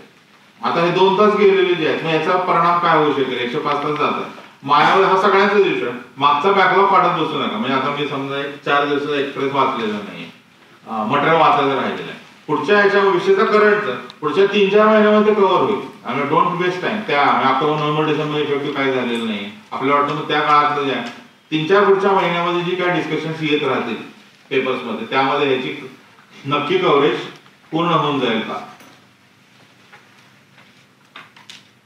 रेग्युलर स्टडी केलेलं गेले 2 महिने जे आहेत ते झालेलं नाहीये हे आणि आता काय इश्यू नाहीये. पण हा पण ऋषिकेशने विचार की रायटर मिळू शकतो त्याच्यावर पर्सनली आपण बोलतो. बऱ्याच जयंत रायटर होता रायटरच्या बद्दलचं पण हे आहे ते नवीन त्यांचे नियम काय आहे वगैरे वाचनाला साहित्य मिळतं का संदर्भ साहित्य पण जे आहे ते अप्रोच आणि फोकस काय प्रकारचं जे आहे त्यामुळं रायटर मिळतं त्याच्याविषयी पण पर्सनली बोलतात ऋषिकेशची जे आहे. शेवटचे 2 प्रश्न आहेत का. फेब्रुवारी 20 बेसिक जे आहेत स्टार्टिंग फ्रॉम फेब्रुवारी 20 जे अप्रॉक्सिमेट आपल्याकडं मेन साठी 7 महिने जे आहेत तर त्याच्यामध्ये वेटेज काय आहे तर शेवटचे 2 सोडून दिले तर आता त्याच्यामध्ये 30% वेळ अफोर्ड होईल if you are comfortable with 3 digits. 3 digit मध्ये तुम्हाला मार्क प्रीला मिळतात तर ते वर्क होते का. आणि मग राहिलेल्या वेळामध्ये क्वालिटी एक पेपर संपला तरी मला काहीतरी मॅनेज करू म्हणजे ऍटलिस्ट समजा माझा अँथ्रोचा पहिला पेपर संपवला सोशो आहे एक पेपर संपलेला आहे इंजिनिअरिंगचा मेकॅनिकल आहे एक पेपर संपला कुठलाही एक पेपर किमान थ्रेशोल्डला आणून ठेवलेला आहे. आयडियली 2 झाले असते तर चांगलं आहे पण आता त्याच्यामध्ये सुरुवात केलेली आहे तर एक पेपर कसा संपवायचा पाहत राहायला पाहिजे. म्हणजे काही झालं तरी या विशेषतः बॅचला कितीही कोणी काही म्हटलं तरी तुम्हाला काही मेन्सचं स्ट्रगल करायला लागणार आहे त्याच्याचे ते वर्क होणार नाही. मग मगाशी म्हटलं असं की तुम्ही हे कॉन्ट्राडिक्टरी नाही का कॉन्ट्राडिक्टरी नाही की प्री पास होत नसेल हे करता का म्हणून तो म्हणलं तर करायला पाहिजे कारण कंपल्शन आहे. तुम्ही प्रीची सॅक्रिफाईस करून हे करू नका हे करायला पाहिजे बरोबर जे करतील ते करतात आपल्याला प्रीच पास व्हायचं आहे आणि त्यामुळं प्रीची मॉरॅलिटी ही पहिली आहे. 7 महिन्याची प्रिपरेशन जे म्हटलं प्री साठीच करायला पाहिजे. शेवटचं हे जे म्हणलेलं आहे डिफेन्सच्या संदर्भात काम करत राहायचं जे आहे त्या आणि क्वेश्चन्स 90% यातले जे आहे ते डिफेन्सच्या लोकांचा याचा वेगळ्या प्रकारचा अभ्यास घेणारे आणि करणारे लोक आहेत सिव्हिलच्या याच्यामध्ये सिव्हिल त्या प्रकारच्या परीक्षांच्याकडे जास्त झालं त्याच्या एक्सपर्टनी आहे यांनी जे विचारलं मी त्यांना काही मला जे माहिती आहेत लोकांचे कॉन्टॅक्ट देतो का क्वेश्चन्स असतील तर ते नंतर आता वेळेच्या दृष्टीने आपल्याला थांबायला पाहिजे. क्वेश्चन्स असतील तरी तुम्ही ते पर्सनली पाठवा किंवा आपल्या मार्गेच्या याच्यावर कुठेही पाठवलं चालेल. The sole purpose of this discussion is post attempt should be last attempt. पहिल्यांदा आल्याला तुम्हाला म्हणाले की पास होणार कारण हे माझ्या मते प्रिलिमिनरी सायकोलॉजिकल पॅटर्न म्हणजे मार्च एंड पर्यंत ऑलमोस्ट ठरलेलं असतं की कोण पास होणार आणि आपल्याला पण कळत असतं आपण ते एक जग रायटून करत असतो आपण मनात ठरवत असते आता मागेच करायचं. हे टाळायचं असेल तर अग्रेसिव्हली ते संपवायला पाहिजे डिटर्मिनेशननं ते काम करत राहायला पाहिजे आणि त्याच्या दृष्टीनं प्लॅन काय करताय याच्यात काही शंका असतील तर मग तुम्ही पुढच्या याच्यात नाव देऊन ठेवा कारण पुढच्या सॅटर्डेला एक चर्चा अजून वेगळी चर्चा होईल. पण मेजर तुम्ही म्हटलं की मला आता माझ्या उत्तरं लिहिली तर मला परत रिपीट करण्याची काही गरज नाही आणि इंडिव्हिज्युअली भेटणं शक्य नसल्यामुळंच हे कॉमन डिस्कशन आपण घेतलेलं आहे आणि त्यामुळे तुम्हाला काही शंका असेल ॲटमॅक्स आपण फोनवर बोलू शकतो. पर्सनली आता अदरवाईज परवानगी नाही आहे आणि पर्सनली भेटणं शक्य पण होत नाही. अगदी क्रुशियल असेल तरच तुम्ही मग तसा आग्रह धरा अदरवाईज आपण फोनवरून बोलत राहा. तुमचे प्लॅन मला पाठवा बऱ्याच जणांना माहिती प्लॅन मला पाठवत राहा मी त्याच्यावर माझ्या पद्धतीने काही सजेशन देत राहतो. मला वाटतं आपण इथं थांबूया. पुढच्या शनिवारी 9 वाजता आहे तुम्ही तुमचं झालं असेल की तुम्हाला वाटतं की आता माझ्या शंका झालेल्या आहेत इंडिव्हिज्युअली बोलून पहा रविवारच्या किंवा पुढच्या ह्याच्यामध्ये, आणि बाकीचे जे तुमचे बरेच जण राहिलेले त्यांच्यासाठी नेक्स्ट सॅटर्डेला कंटिन्यू करूया. थांबूया.